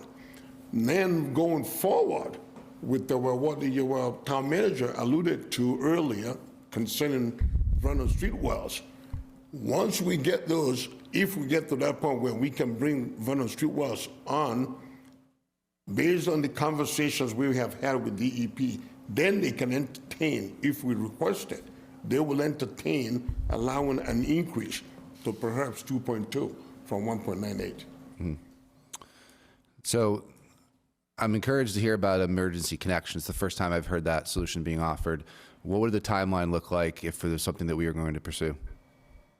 For an emergency connection, if we are doing through East Bridgewater, we're probably talking a month to do the connection if we get the approval on an emergency basis. Who approves that?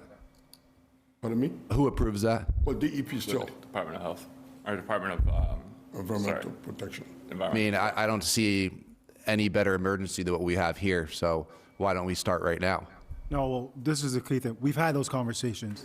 It goes to DEP. They have to make that determination. So we have had those conversations. Now it's got to go through that regulatory process. Because as Azu had mentioned earlier, we have to understand that our systems are different. There's different factors that need to be accounted for. And so DEP is ultimately the sphere that we could say, hey, we want to do that, but they have to make that determination. Well, if there's anything that we could do as a council, let us know. We've got children sitting back there who don't have access to clean water, and I don't see what better, time to call for emergency than right now. So I'm glad that we're going down that route. Through you, Mr. President, to one of these two gentlemen, does the town of East Bridgewater also have to approve it? No, because the town of East Bridgewater actually gets water, or they have the same deal with the city of Brockton. So. Silver Lake. Yeah. Okay, thank you. Anything further? Okay, thank you. Thank you, guys. Thank you. The thing that I want to add, that I added to the agenda as well is the conversation about the Water and Sewer Board, Sewer Commission. I just want to be very clear, as I've mentioned several times, we have issues with boards and committees within town. They're not well populated. Even though our more populated committees have issues with quorum and so forth, I said that I would take a commitment. I'm going to look at all our boards and commissions. We have several defunct commissions that haven't operated, that haven't had appointments. People haven't had their terms reappointed. So I want to make sure that we're being more effective with that. And so I'm reviewing all those boards and committees. When I look at the Water and Sewer Board, for example, recently in the admin code, it was changed what were the requirements to be on that board or committee. They also, when I look at it, for example, and why I'm not going to make appointments to that board and committee, it specifically says that the Water and Sewer Board Commission makes recommendations to the town manager on water rates. I don't necessarily think that makes any sense. This has operated before, and we've seen this in many communities where they've artificially kept the rate lower because they want to keep the rate lower on users and residents, but that doesn't allow you to fund the infrastructure that you need. I don't see that as necessary. We hired a professional, independent group to come in and review our water rates. That's who I want to rely upon, right? So I won't be making any appointments to that while I review boards and committees. So that's kind of what I'll say. I won't speak specifically to any one individual resume, but that's the reason why I'm not making an appointment there. Any questions on the Water and Sewer Board, councilors? Question for our town attorney. Who determines the language that's in the descriptions for our boards, committees, and commissions for what we're looking for? You mean in the admin code? Well, all that I saw was on the website, so I guess that's coming from the admin code. Is that correct? I don't know what you saw, but the admin code is what directs multi-member body committees, outlines them, talks about the qualifications. Some membership bodies, such as yourself, is addressed in the charter, but most of the other multi-member body boards and committees are addressed in the admin code. And the admin code is essentially an ordinance that was approved by the town council. Oh, so it's not in the charter. I don't believe, you're talking about water and sewer? Yeah, not about the. I'd have to look. I don't believe so. I think it's likely in the admin code. Most boards and committees are addressed in the admin code. Okay, thank you. Anything further? Okay. Next up, we have town social media and town signs. I know the question has been broached. I think town signs was broached, and I didn't put it on the last agenda because our previous town clerk sort of identified how the town signs are, who handles town signs. And I just want to confirm that the town clerk handles those town signs. In regards to the town social media, there's multiple Facebook posts, Facebook accounts. Different departments are responsible for that. In terms of our main town Facebook page, my office handles that. I know a specific question was asked about, I think, a library sponsoring an event. Now, I've had a conversation with our department heads. That should be filtered through the town manager's office. So I think that's something that all of our departments are going to are aware of and will know. But in terms of town social media, our main page is handled by my office. Different departments have their own. And then the town signs is handled by the town clerk. Different topic on town signs. This happened before our town manager got here, but right now we have a sign across the street at the old townhouse that says Town Hall. This is the Academy building, and there was a question and a concern for people to wonder if there was any way to have a town hall sign actually here at Town Hall. So maybe put that on the tickler list for the future. It's pretty obvious to me. It wasn't when I came here, but it isn't obvious to everybody. Thank you. Anything from councilors? Councilor Murphy? Just a couple follow-ups. I know this was my question, so I appreciate you answering that. The only thing I guess I would request, and certainly your discretion, would be that maybe we come up with some common guidelines for both of these, the usage of social media and what maybe we could advise departments on what to post and how to post. I think would be just good to give them some rough guidelines of, best practices around posting, so that myself as a citizen doesn't see another department post something that may be controversial or concerning, but more sticking towards what we would say is sort of their expertise or their area of what they represent. I just think it's good to have something in place before it's too late and we're trying to rein something back.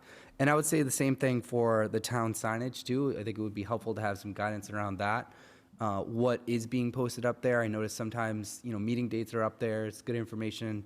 Sometimes there's topics up there that pertain to the meeting dates, but sometimes there isn't. And so maybe just some general guidelines from the town clerk, and I'm happy to work with her and suggest to her the same thing.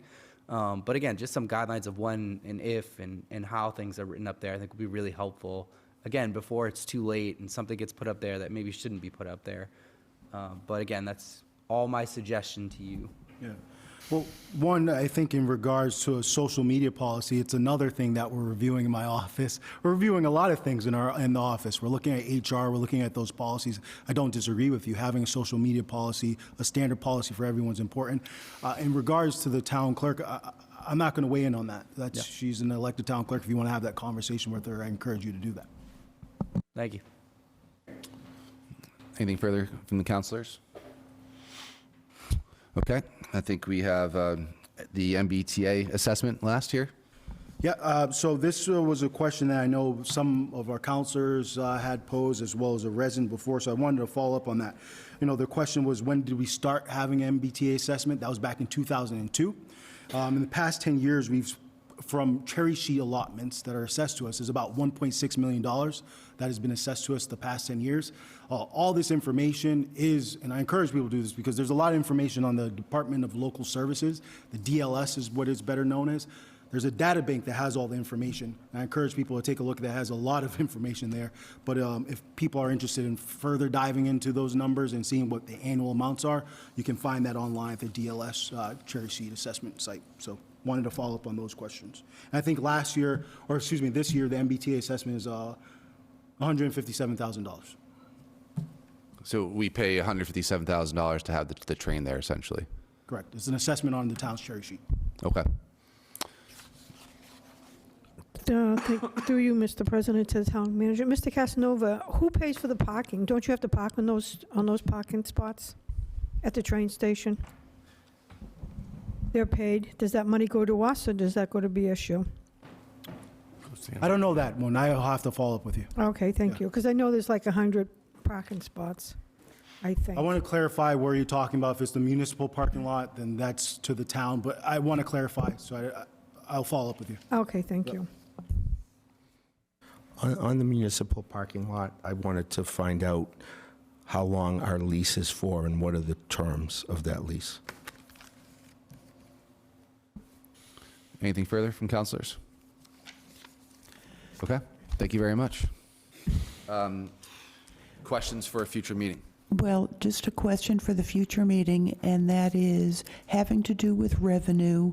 And I know that we're having a general town audit, and could a specific audit be obtained for the golf course revenues and see that our town is getting all revenue? Thank you. Thank you. Any other requests from councilors? Okay, all right, thank you very much.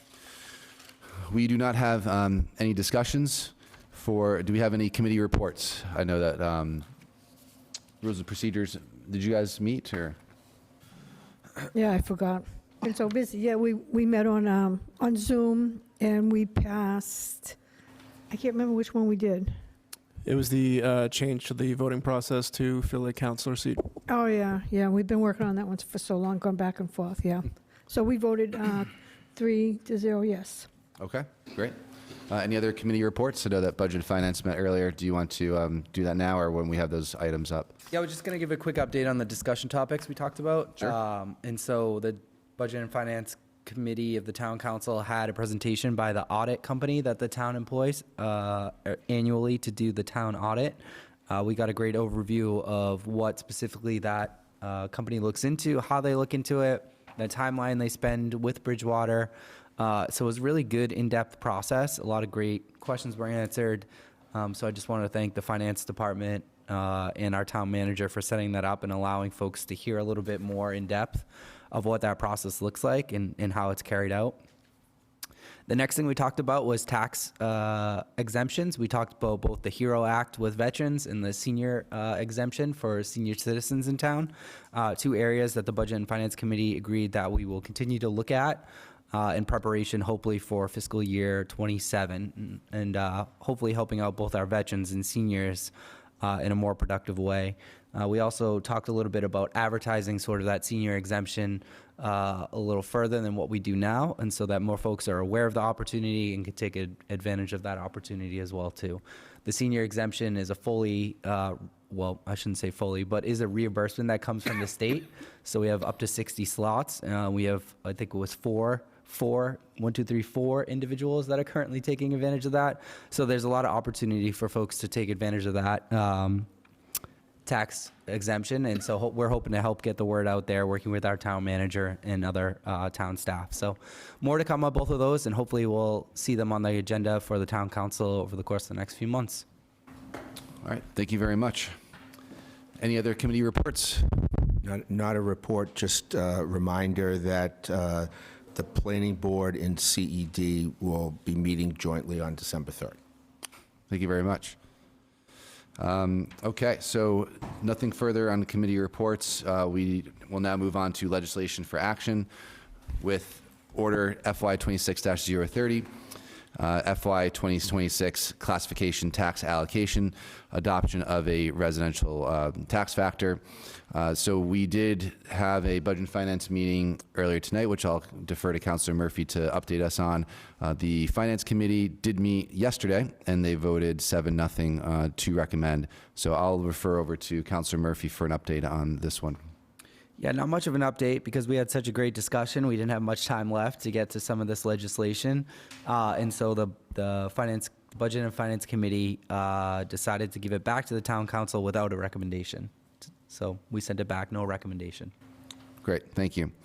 So yeah, at this time, the Budget and Finance Committee did not have enough time to fully vet this out. We want to send this back to the council so that we could then entertain a motion to refer to advertising so that we could have our public hearing. And in the meantime, we will continue to deliberate amongst ourselves and then obviously in a public forum at a public hearing. We did not want to slow down the process and keep it in committee because we do need to pass this before the end of the year so that we could send out our tax bills and continue to get revenue for the town. So just a little bit of an explanation on that one. So with that being said, I would entertain a motion to refer to advertising. So moved. Second. Thank you. We have a motion and a second. Any discussion on this one? Okay. All those in favor? Aye. Aye. Any opposed? Okay. Thank you very much. Next up, order FY 26-031.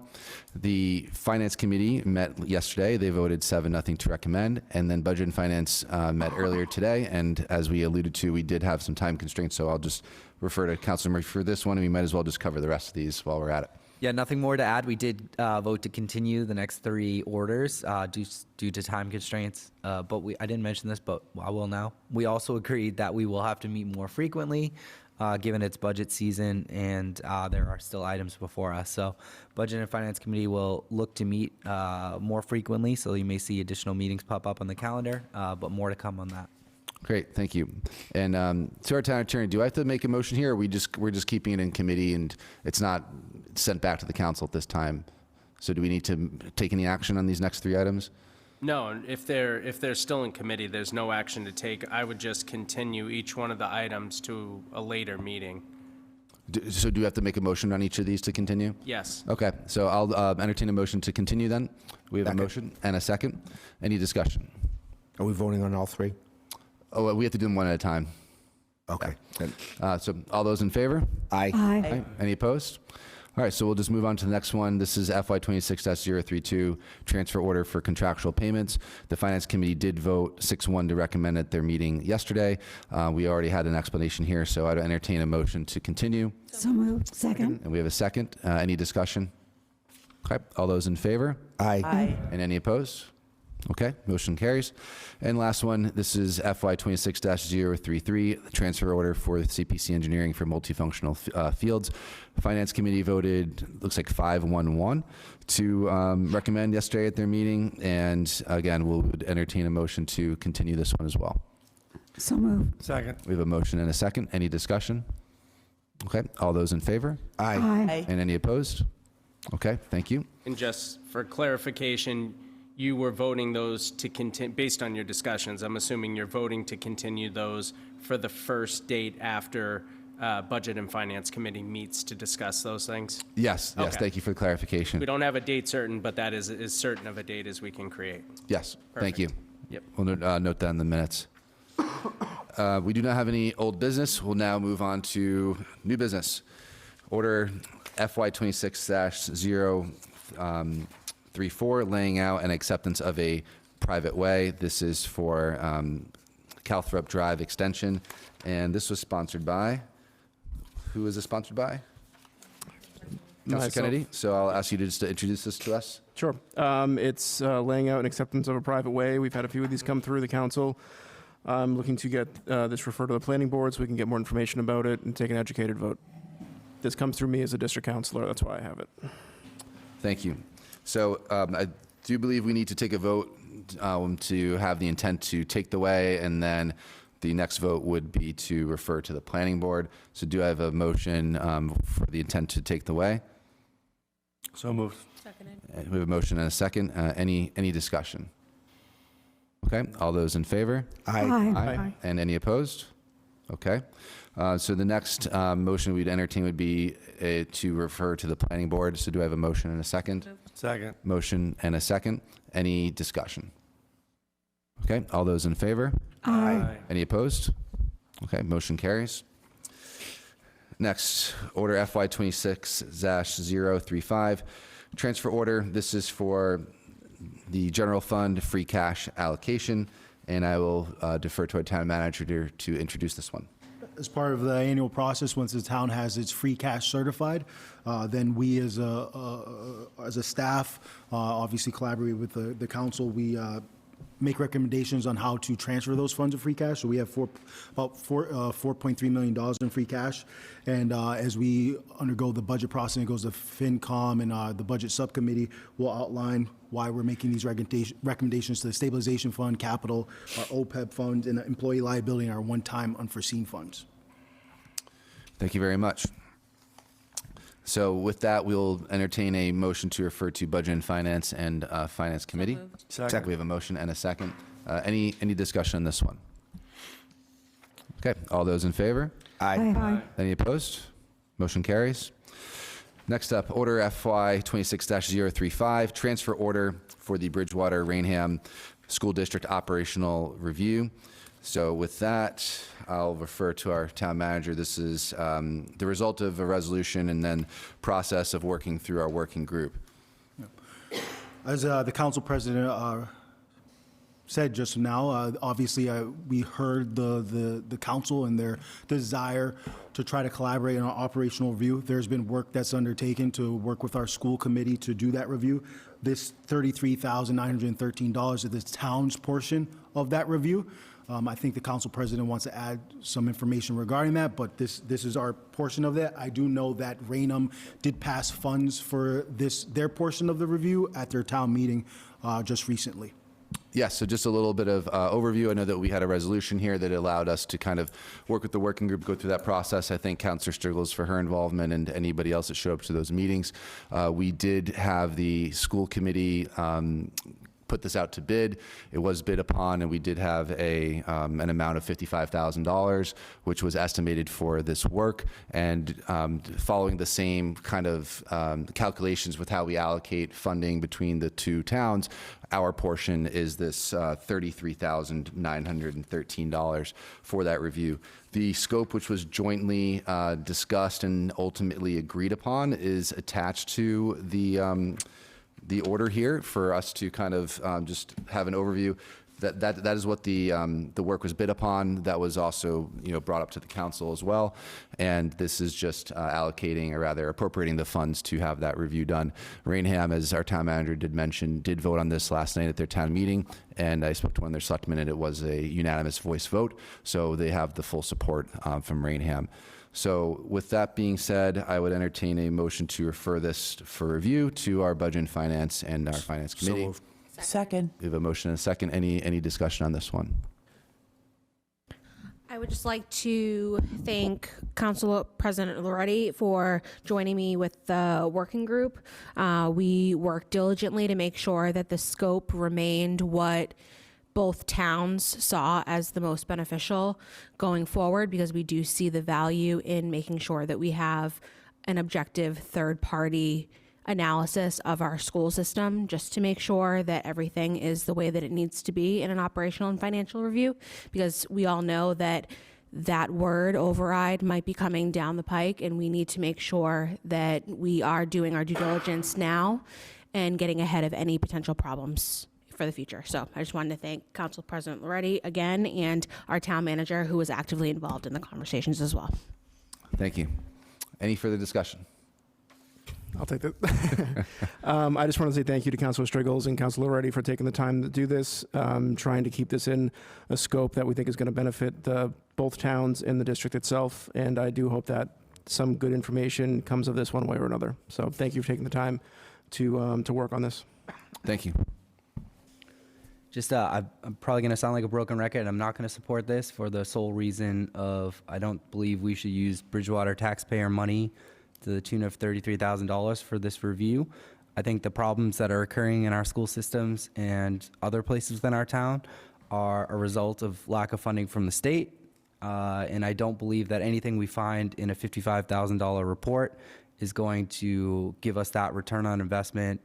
I think most of us know what the issues are, and I would rather see money go towards more helpful, useful things in town. So I will vote no on this, also respecting other counselors and the feelings of the school committee. I just don't feel like this is a good use of Bridgewater citizens' taxpayer money. Thank you. Anything further, councilors? Yeah, thank you both, councilors, for doing a deep, you covered everything. I was pretty impressed that you got so much and you got approved by it. So I really like this one. I know it does cost money, but I think in the long run, just like our town manager's doing a review of his department, I think we'll find, at least it will rest the questions and it'll be transparent. So I think hopefully we'll find the money, but either way, I think it's a good idea. So thank you both. Thank you. Councilor Allenberg. I wanted to say thank you to you both also for going through this. And I think that things like capital expenditures and so forth can be reviewed, but I think that this will satisfy the constituents who have so many questions about what goes on at the school and feel like it is opaque.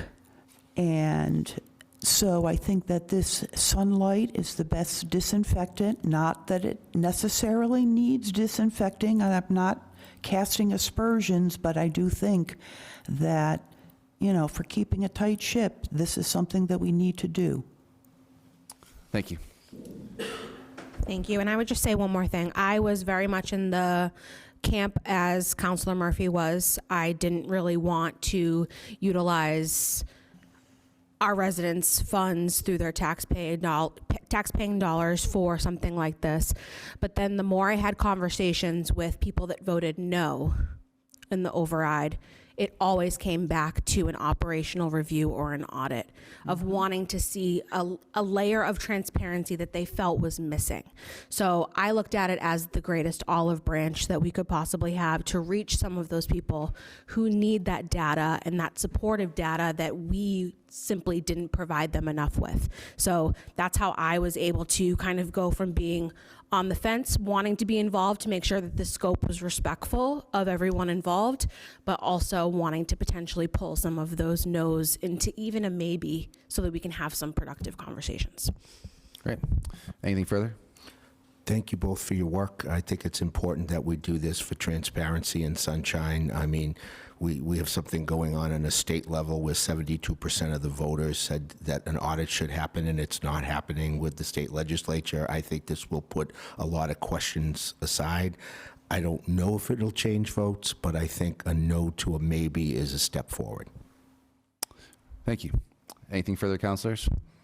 I just want to clarify and say that I am also thankful for the work that you've done, so I didn't want it to appear like I wasn't thankful for that. My belief is that our problems are at a higher level, and I don't think Bridgewater should have to pay to justify those problems that are coming from a higher level. And so that's just my point of view, but I do recognize the work that you put in and what you've presented, and so I will offer additional solutions to the higher level issues somewhere down the line. I think tomorrow's a good start in that at the hearing that Desi's holding in Lakeville. I plan on attending, but again, I just don't support spending Bridgewater taxpayer money to tell us what we already know. That's my opinion, but again, thank you for the work that you've done. I want to make that clear. Thank you. Anything further, councilors? Yeah, I agree. We have a funding issue at the state level. We're not having those funds coming back into our community. I look forward to going to that hearing tomorrow night with Councilor Murphy and also exploring other solutions such as this, and I look forward to discussing this further. But without further ado, let's take a vote on referring to committee. All those in favor? Aye. Aye. Any opposed? Okay, No. motion carried. Oh, sorry. I'm a no. That's no. Now we'll move on to Order FY 26-037, a transfer order for Bridgewater Raynham School District Capital Plan transfer. I'll defer to our town manager. This is an order that associates the capital funding required to fund the Bridgewater Raynham School District. I know this number isn't new for the council. This was what was discussed as part of the original budget. So what we wanted to do is, in recognition of Raynham passing the funds for capital, we wanted to make sure we were working timely as well. The town will submit its capital improvement plan in probably our next council meeting. I have a commitment from Mr. Powers to also appear before the Budget Finance Committee. I don't know if we've typically done that to talk about the capital projects, but even further beyond that, I just want to share with the council. I know we've heard about, some angst about the various ways we tackle capital with each community. I've worked with Superintendent Powers as well as Town Administrator Barnes to work on an agreement, and I think we have a memorandum of understanding how we will approach capital together, having a same process. Ultimately, we'll have to change our charter to do that, but we'll do this in sort of congruence with this capital plan transfer. So I did want to share that. We've been working on that. Any questions of the town manager on that note? Just me with my straightforward clarifying question again. You had mentioned changing the charter, so I'd assume Excuse me, that regional agreement. I said charter, regional agreement. regional Yes, agreement. yep. Regional agreement states that we have to give that money up front in a whole sum. So that, I'm glad you said that. I think I was going to get into the Budget Finance Committee. We've been talking to Desi about this process, and that's part of why I don't have a memorandum of understanding just yet, but they have sort of given us the green light to pursue this process, and so I think we're in the all clear with that. Did I answer your question?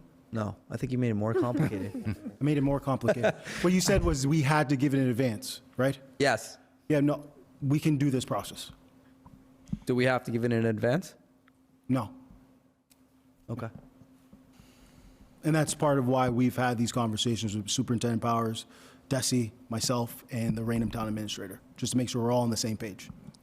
But and just to clarify, this is to give it in advance. No, well, what the process was before is as part of the budget process, when you approved the budget in May or so when you did this, you allocated capital at that point, sort of in advance. What we're looking to do as part of this memorandum of understanding as well is what we're trying to do is codify that, hey, we're going to do capital in the fall because that's when we typically do capital. That's where Raynham does their capital as well, generally at special town meeting. So we're trying to make sure we're all on the same page and appropriating capital at the same time. Okay, I'm sorry, just to clarify further, my understanding is that Raynham will receive an invoice for capital improvements and pay that invoice. I guess That's what I'm referencing. Each community has done this differently. Raynham has given the allotment in advance for capital. Bridgewater gave the allotment in advance. Raynham would do a sort of pay-as-you-go approach. Since I've come here, obviously, that's something that I don't think we wanted to continue, and that's what I mentioned. We've talked about making sure we have the same capital process for each community, and so that's part of what will be part of that memorandum of understanding. So this appropriation is at the same time as Raynham, and we're going to have the same process in terms of appropriating funds. We'll dive into it further in the budget subcommittee. Okay. Yeah, I think once you see I wonder if this clarifies kind of what Councilor Murphy's getting at. We vote to appropriate these funds. Where do these funds go? In your packet, you have a capital plan. Yep. And so we've submitted Raynham's capital plan, and that's what Superintendent Powers can speak to, but it's going to go for capital projects. And I think once you see that memorandum of understanding, it's going to go to capital projects. Why can't we do a pay-as-you-go? Oh, I'm sorry. No, go ahead. I think most important, wait for the memorandum of understanding. I think we might be able to get there, but we want to make sure that DESI is on the same page with us as well. Okay. Okay. Thank you. So the funds are going to go into a capital that we hold, Bridgewater holds? Or is it going straight to the school? I think what I'll say is let us finalize that, and we'll be on the same page there. It is going to be specifically for the capital projects that are in the capital plan. I think conversations with Raynham and as well as the superintendent is that the money that we appropriate for capital has to go to capital projects. It can't go to E&D. It can't go to anything like that. So making sure we have the same process for everyone in every community, that's what the focus is, to capital projects. Now, just to play this out a little bit, you may have projects that run a little bit higher. You might have projects that run a little bit lower. Well, if you appropriate specifically to capital, if there's savings at all, you can appropriate from the capital stabilization fund for those capital projects. Are you with me with there a little bit? But it will not fall to E&D like it has typically been doing. That is the one thing that will be changed moving forward. The kind of thing that I'd like to see is invoices. So it goes exactly for what it says, and if there's any extra, it comes back to us. That's why we have to keep it tight. But I would like to see an explanation of all these items and who submitted the requests to the powers, I guess. And I think they should not only submit the information, but the work orders and the invoices. I want to know how many cameras, is the cost of them installing them. I mean, this is a list that I get all the time from the school. I mean, if we compare it, what Mr. Rulli presents us for the fire station, that's what I expect. I expect to see how old are the laptops, why are we changing them? I need information, and I need an explanation. I need to know, is there installing the same? Who are we getting them from? It's just too much up in the air with taxpayer money for me to prove it. Anything further, councilors? I agree 100% with Councilor McGrath, and I think this is how we get stuff. We don't even have grid lines here, and we have no explanation. I think we need to have it. One more question for you, I guess maybe this is to the town attorney. If we don't certify this, if we don't pass this, are we not in compliance with DESI? It's appropriation. Yeah, I mean, I think you need to appropriate the funds. Otherwise, it could be an issue with DESI, but I think that's what the town manager is getting at. He wants to vet this out further. He's waiting on, obviously, he doesn't want to get into contractual discussions that he's probably having at this point. So, yeah, it could become a problem. But this is first reading, so I'm not even going to dive into the hypotheticals right now. I don't give advice in hypotheticals, so I I think it should be vetted out in budget and finance, and then once we have better answers, it sounds to me, as the town manager has indicated, the answers might become more clear in the very near future. Again, this is first reading, so we're a long ways away from you guys approving it. So I think you have some time to vet this and get your answers. Thanks, I'm picking it up. With that being said, we don't have a motion yet, but I would entertain a motion to refer to Budget and Finance Committee. So moved. Second. We have a motion and a second. Any further discussion on this item? I would just say thank you to the town manager. I'm happy that we're finally talking about this because I do think that this goes in line with that operational review. If both towns are in alignment, we're going to be much more, it's going to be much more beneficial not only to our students, but to our district as a whole if we're spending in the same way. So I just want to say thank you for that. I understand that we're at the preliminary stages of it, and I trust that whatever you come back with will be what's in the town's best interest. So I'm trusting that. Thank you. Anything further?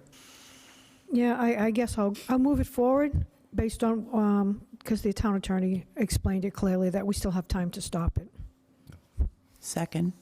Yeah, it's worth deliberating further. So unless there's any further discussion, we'll go for a vote. Okay. All those in favor? Aye. Aye. Any opposed? Okay, motion carries. Next, we have proposed ordinance FY 26-008, proposed amendment to Part 3 of the Administrative Code, Chapter 14, Article 1, Section 1, referring to dogs. And I'll defer over to Councilor Kennedy for this one. Yep. So this was brought to my attention. I work with the clerk's office to make sure that this is in line with our current ordinances.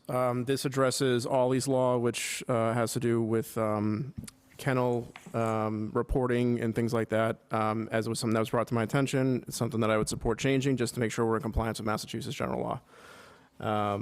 That's kind of the gist of it. All right. Any questions? Any questions for Councilor Murphy? Kennedy. Sorry, I'm looking at Councilor Murphy, Councilor Kennedy. you could ask him questions too. So with that being said, I'll entertain a motion to refer to rules and procedures to vet this out further. So moved. We have a motion and a second. Any further discussion? All those in favor? Aye. Aye. And any opposed? Okay, motion carries. Next, we have resolution FY 26-002. This is for town council meeting dates for 2026. And this was proposed by me with the help of our town council clerk. Thank you very much. So this is just for our 2026 town council meeting dates. These are the first and second Tuesdays, in accordance with our charter, with the exception of the summer, and something that I've been talking about with our town council clerk and our town manager is to do a public meeting as is stated in our charter. So I'm looking forward to discussing that with you all. Perhaps next time we bring this up, we would potentially do something in January. The council calls for the charter rather calls for it. It's not something that we've done before, so it's something that I think we should do. Get input from our constituents, from the public, and in a public forum as part of one of our town council meetings. Like I said, I think January would be a good time to do that and start off the new year, getting some input from our councilors. So with that being said, I would entertain a motion to keep this at the town council level. So moved. Second. A motion and a second. Any further discussion? All right, all those in favor? Aye. Any opposed? Okay, motion carries. Last, we have resolution FY 26-003. This is the FY 2027 budget resolution. And this was brought to us by Councilor Dr. Perry. Thank you, Mr. President. This is the official start of our FY27 budget season.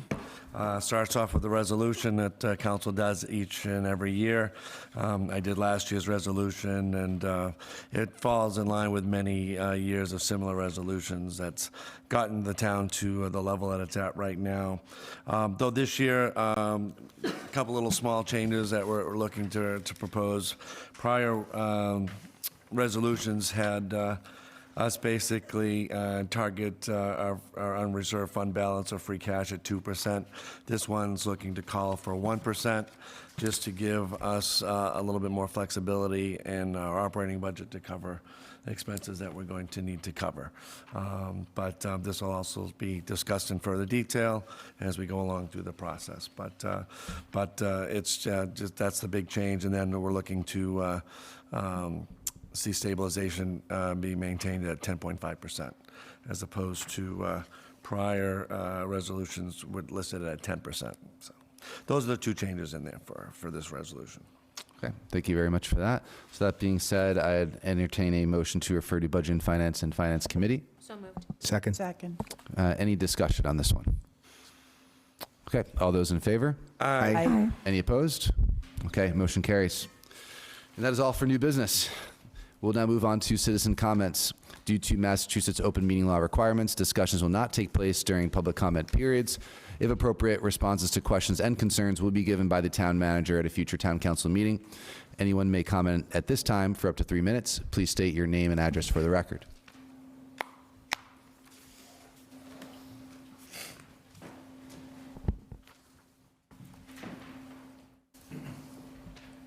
Steph D'Amelia, Harvest Lane. Almost every time I've come up here, I speak about water. Last time I was here, I had some questions regarding the MBTA, and I'm not sure how this is supposed to go, if I'm supposed to say through you to Mr. Davis, or can I speak directly to him? I just wanted to say thank you very much for answering part of my questions. I really appreciate it. I'm one resident out of close to 30,000, and you taking the time to answer my question is very appreciative. Can I direct a question back to him through here? Yeah, he just won't be able to answer tonight, but we could take that. I did hear you say we paid $157,000 this year to the MBTA for hosting a T-stop. Did I hear that correctly? Because it's hard to hear back there.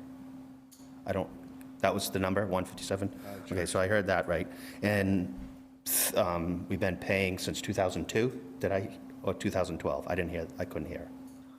Was it 2002? 2002. 2002? Yeah. Okay, and then the T-stop was active in the 90s? Does that sound right? I'm asking, I don't know. Mid-90s, I believe it was? Yeah, so the reason why I asked the question is because, again, it could be hearsay, but I'm pretty confident that the information I gathered, back then, we had a select board or selectmen, and there was a gentleman by the name of Mr. Caniper. I believe he was the chairman, and he negotiated where the T-stop was going to go, if we were going to have one in Bridgewater. I know the MBTA wanted one.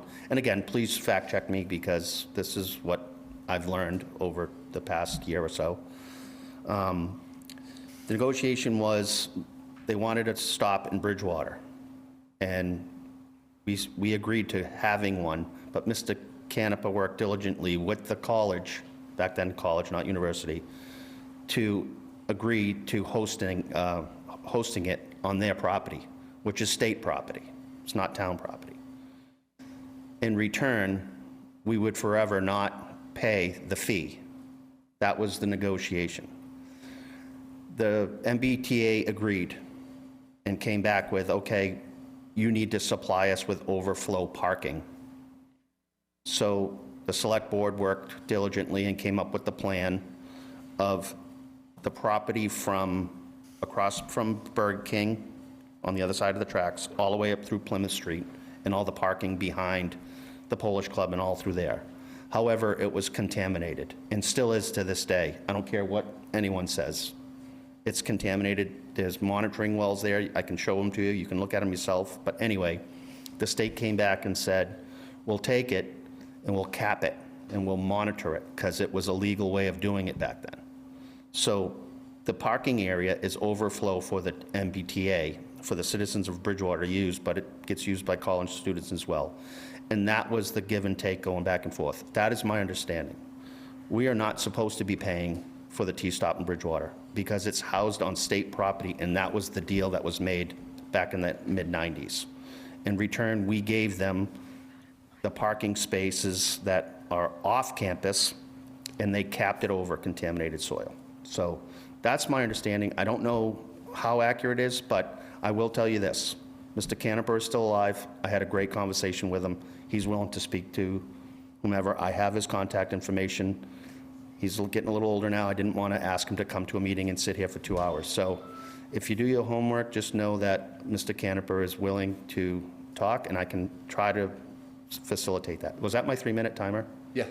Can somebody give me their 3 minutes if they're not speaking? Well, take another 30 seconds. I just wanted to talk about the water.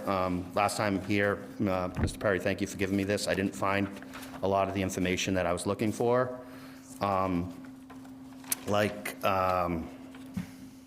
So we have 2 wells, 10A and 10B. I don't know if, in this report it says 10B has elevated manganese levels, that's quoted in there. And I was curious to know if the levels are within the guidelines of the DEP when they're elevated. Not sure, that's getting pumped back into our water system. Another thing is Flag Street is done, the 1 mile distance that was repaired with all our underground and brand new beautiful paving. In this report, it says there was a certain amount of money for the new water main. Does anybody know if that was done? Anybody check to make sure we got the new water main in that section of brand new roadway? Because there's a lot of money that was allocated for that, but I don't know if anybody's checking on that. We're still in a water ban, from my understanding. I did ask recently. Right now, we are in a water ban, and I'm just curious because we're 4 months away from spring, and that's when we, years and years and years ago when I was a kid, that's when our water ban started, and then they would come off by end of summer. And as I got older and been part of this town, the water bans were getting longer and longer. And now we're into the winter months, or late fall, whatever it is, and we're still in a water ban. So come spring, I believe we're gonna get that big push of water usage, and I don't think we have the wells. When we say infrastructure, it's all of it, but the wells are not designed to push the water that we're permitted for. The 1.55 million, or whatever the number was, 1.52, we're blowing out at the seams. That's my understanding. So even though we're permitted for 1.98 million gallons per day, we don't have the ability to push that kind of water. That's why we're sucking from the bottom now. The wells don't have a chance to rest. That's why we're in a water ban. Please correct me if I'm wrong. And lastly, there's a couple other things. One thing, we didn't talk about iron, manganese, and PFAS again tonight. No talk of it. And I'll leave it with this. I know we have a water supply box down at the town barn. Has that water been tested? Does anybody know if that water gets tested and for the quality of it? Is there a report on that the townspeople can look at? I know it's supposedly filtered water, and I'm appreciative of it and glad it is filtered, but I think, to ease people's mind, maybe we can get a report making sure that it is tested.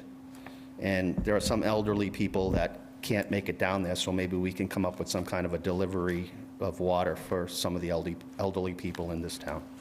Thank you for your time. Thank you for the extra time. And thank you again, Mr. Davis, for answering my questions. Thank you. Brad McKinnon, Spring Street. It was a lot easier on that side when you forgot something. You could just raise your hand. But then again, I was calling myself a dirt dummy, so of course I'm going to forget something, This has something to do with the water, too, and the sewer. When I was here, there was a lot of talks of us using the prison's water treatment facility and tying in BSU and a lot of the other side of town over there. Haven't heard any of those talks. We've had 2 water presentations since I've been gone. That hasn't been brought up once.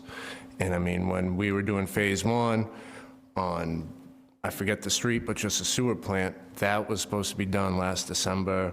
Who knows if that's finished? I know phase 2, you guys did something recently, some resolution ordinance, but is the prison's water treatment facility, have they even done phase 1? Because I mean, 25% of this town is state-owned, and the rules for thee, but not for me, kind of gets old really quick.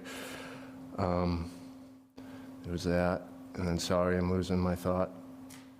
Oh, this one might sound a little crazy, but, you know, when the MBTA Community Acts, when we first voted for that, yes, I did vote for it, but I also spoke against it a few different ways, and especially how I was the one that knocked off the levels of floors by a whole floor. We're in renegotiations, or whatever we want to call them, to be compliant again. Maybe we look into seeing if the state can be a little lenient when it comes to phase 2 over at the sewer plant. I mean, I know it was $66 million or something like that when I was here, so it's probably more. But the fact that if it's not all done by 2030, they can come after, I forget what the exact penalties were, but there were some penalties if everything wasn't completed by 2030. So maybe we can look into using that as a bargaining chip to get us a year or two extra, because, I mean, the water infrastructure, Vernon Street, the last reports, I think, was 38 million. I mean, 7.5 just to tie 10B and 10A into High Street. I mean, phase 2, I do not see at the sewer plant being anywhere near as important as these water issues we have in town. And I know that might sound silly, it might sound like a ball hit out of a foul ball, but I always tell people, even like Steph just said, we pay for a train, which basically gets covered by the prison, all right? And then we have the college. I appreciate the college, but the prison, I mean, I'm not a big fan of that. We're kind of a 3-strike town, and in baseball, we're out when it comes to the state. They don't help. I mean, Janet Hansen's great, but $3 million and $200,000 is all we got for a year worth of grants. They didn't really help us at all being compliant. So that's just my words. And I hope you guys have a great Thanksgiving and a holiday season in case I don't see you. Thank you. Thank you.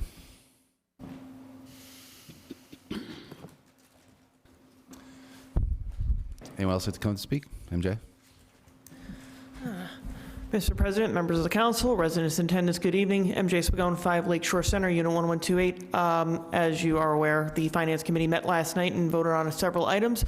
Wanted to let you know we are still looking for one more member. We're looking for our 9th member to join the Finance Committee. It is a town clerk appointment, so I just want to throw it out there. I did in my meeting with my colleagues last night also make that mention, but I would also, in this forum, make it known that we still need a 9th member to give our roster a full fill out, and I would greatly appreciate if a resident or residents were interested in stepping up to the plate to offer their candidacy.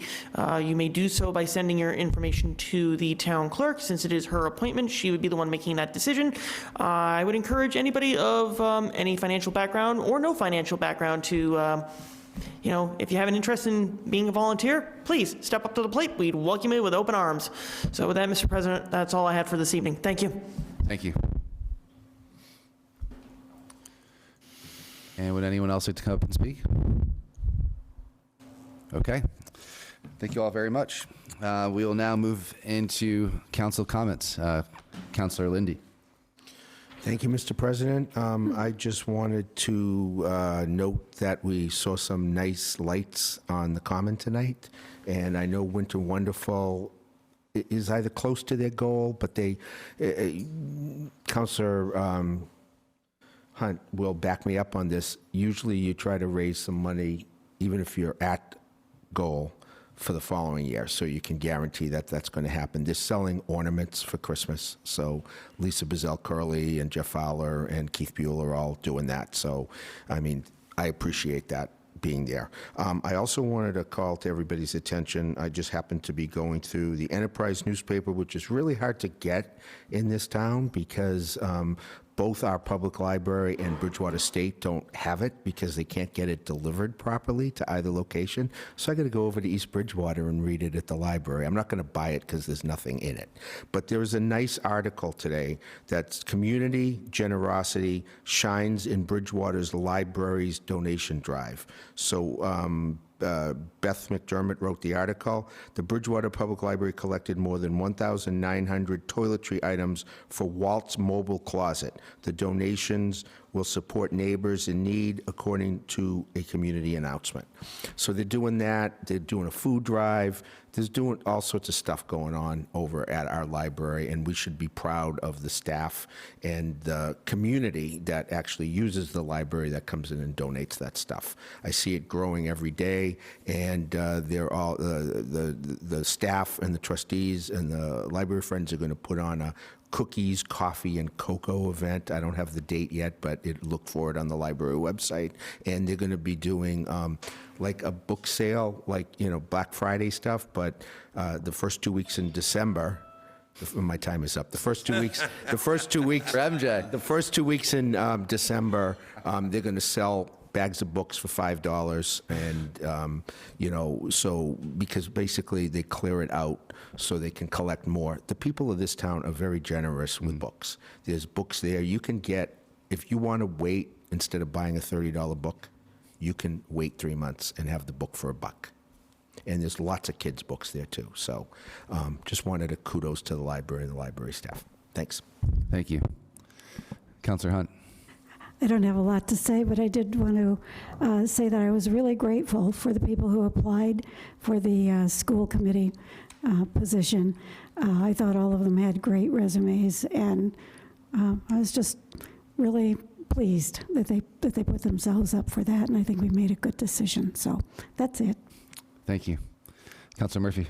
Yeah, I just want to echo this statement about the folks that applied to the school committee. All 4 were great candidates, so I appreciate them putting themselves out there and applying for that role to help our town. I also wanted to highlight, and I mentioned it quickly, that DESE is doing a study on local contributions for Chapter 70. They're holding public listening sessions throughout the state, and tomorrow evening in Lakeville at the high school, 4:30 to 6:30 p.m. They'll be present, and I know myself and Councilor Reddy plan on attending. For those of you that can attend, they're also accepting written testimony, and so I would encourage all my fellow councilors, if you can attend, to at least submit written testimony, and members of the public as well too. I think that's very important for them to hear about that piece. In addition to that, staying with the schools, this Friday, I know a few of our counselors have been invited. Well, actually, all of the counselors have been invited. A few of us will be attending a tour of some of the schools in Bridgewater so we could see what it's like on a day-to-day basis. I think that's really important for us to have that in mind as budget season approaches. I know we've talked about the questions and how we can improve that and give some recognition to the schools and our teachers and our students and what their experience is on a day-to-day basis. So I'm excited to be attending that this Friday. A little nervous about going back to elementary school for me, but that's besides the point. Also, next weekend, I'm presenting a citation which went around and my fellow counselor signed to Black Hat Brewery. They're celebrating their 10 years in Bridgewater. They've been a great partner for this town. They've given a lot back. So to Paul and that staff over there, excited to present that citation. I'm doing it in recognition with some of our state leaders as well too. So just a huge shout out to them for making it 10 years and all they've done for our town here too. And then a happy Thanksgiving to everybody, because I know we won't see everybody between now and the holiday, but happy Thanksgiving to my fellow counselors, public, and to everybody's family as well too. Thank you. Dr. Perry. Thank you. Again, echoing the sentiments that were made earlier, I want to thank those that put the names in for the spot on the school committee. It's, like I say, it takes as many volunteers as possible to run these towns and to be involved in all these different committees that are necessary to help this town function. So I appreciate those that came on out. And again, I think a good choice was made. I want to give a shout out to the Bridgewater Food Pantry. My office last week did a yearly food drive that we do every year. But they are at a very high need right now. They're getting a lot of people coming looking for help and support this year, especially. So if anyone can donate to the Bridgewater Food Pantry, which is located at Central Square Congregational Church down in their basement, I would encourage people to see if they can contribute this year. Couple of congratulations. I do know, and I've just been hearing recently that our local Badgers teams are wrapping up a season, and many of the teams went to the Super Bowl. I think we got 3 champions, Mr. D'Amelia. All right, Coach D'Amelio should say. So I want to congratulate all those Badgers teams for their success and congratulate those Super Bowl champs. I also want to congratulate our current Bridgewater Raynham Trojans football team. They're in the midst of a semifinal matchup coming up this Friday at Mansfield High at 6 o'clock, taking on Bishop Fian for a chance to go to a Super Bowl as well. So I encourage as many people who like to follow town football to go out there and support the team because they're going to need your support. They're going to have a tough matchup against those guys. I also just want to mention we did have a good turnout at the Tri-Town Veterans Day Parade. It was 37 degrees. We had to have the coldest day of the year since last winter to have a parade, but a lot of people came out for it, and it was well attended. And I want to thank those that were able to come out for it, and obviously thank all of our veterans for their service and sacrifice. And then, as mentioned, the lights are started to put on the common. I think more are coming. But the Lions Club will be out there right after Thanksgiving, put up the decorations as well. We meet Saturday morning after Thanksgiving, and we'll also, we'll always take a few volunteers that want to come on out and help put the decorations up. A lot of hands make for short work. So we'll be out there. We're picking up the decorations about 8, so we'll probably be on the common around 9-ish or so if anyone wants to come out and help us out. And then Christmas on the Common obviously being put on by the Bridgewater Business Association that first Sunday of December. So come on out and support that as well. And as we said, Thanksgiving's coming up, so I want to wish everyone a happy Thanksgiving. Thank you. That's all I got. Thank you. And Councilor Striggles. Thank you very much. Thank you to everyone who continues to attend our meetings and will in the future. It does make our town stronger. We hear what you're saying. We want your concerns addressed, so the more you voice them in this public forum, the better. I would like to echo the sentiments of Dr. Perry about the food pantry, and I would encourage everyone, if you can make monetary donations, those will go a lot further than actual non-perishables because they can buy in a bulk capacity, and even $20 goes a lot further than one small bag from Roach Brothers. So definitely give to the Bridgewater Food Pantry or any food pantry or any food related cause that you can, because everyone needs a meal 3 times a day, especially around Thanksgiving. I'd also like to congratulate the BR Trojans varsity football team for making the Division II Final Four and for their ESPN shout out. I watch ESPN Countdown every single Sunday, and it was very, very fun to see our hometown team get a You Got Mossed, especially from Randy Moss. I hope that they just play that on a loop constantly, because that would have just been the best when I was in high school. It was amazing to see it live, and I do want to just say happy Thanksgiving to everyone. I want to wish them luck. They have some really special things going on, a female kicker, which I just think is fantastic, and I want them to have a happy Thanksgiving. I want everyone around me to have a happy Thanksgiving. Please stay safe, well, and well fed. Thank you. Thank you. Councilor Ellenberg. Yes, I want to thank our town manager for really getting on top of our budget issues. Kudos to you.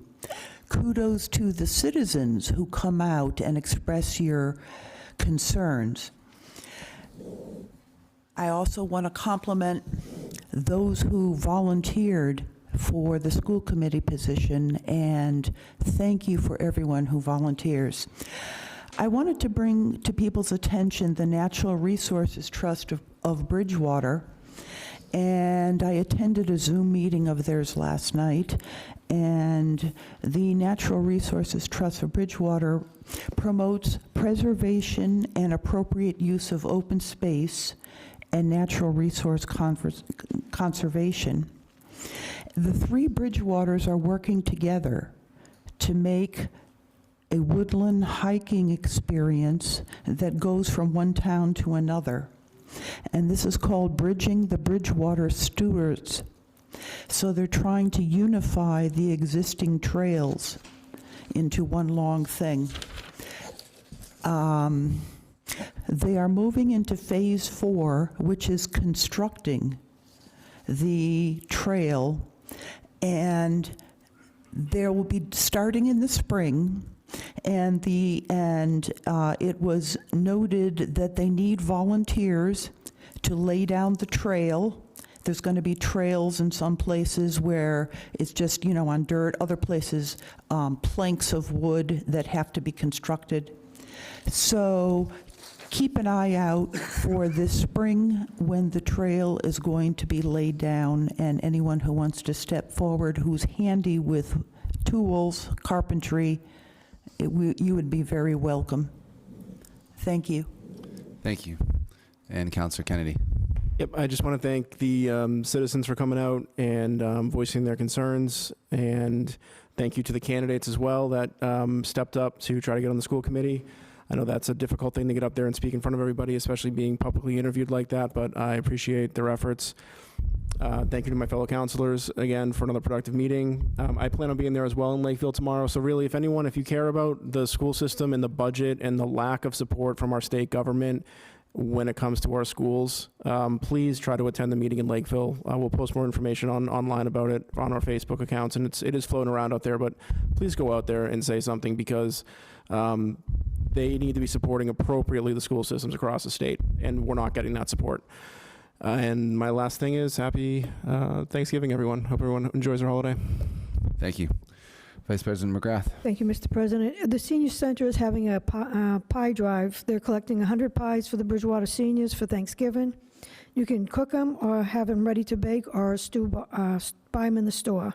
So the drop-off is November 17th to the 21st and November 24th. It's during the time that the seniors are open, Monday through Thursday, 9 to 3, and Friday, 9 to 12 p.m. And everyone have a happy Thanksgiving. Thank you. Congratulations again to Mr. Selines. I was there a year ago, and I was on the other side of it when I got appointed, and you all interviewed better than I did, so you guys did great.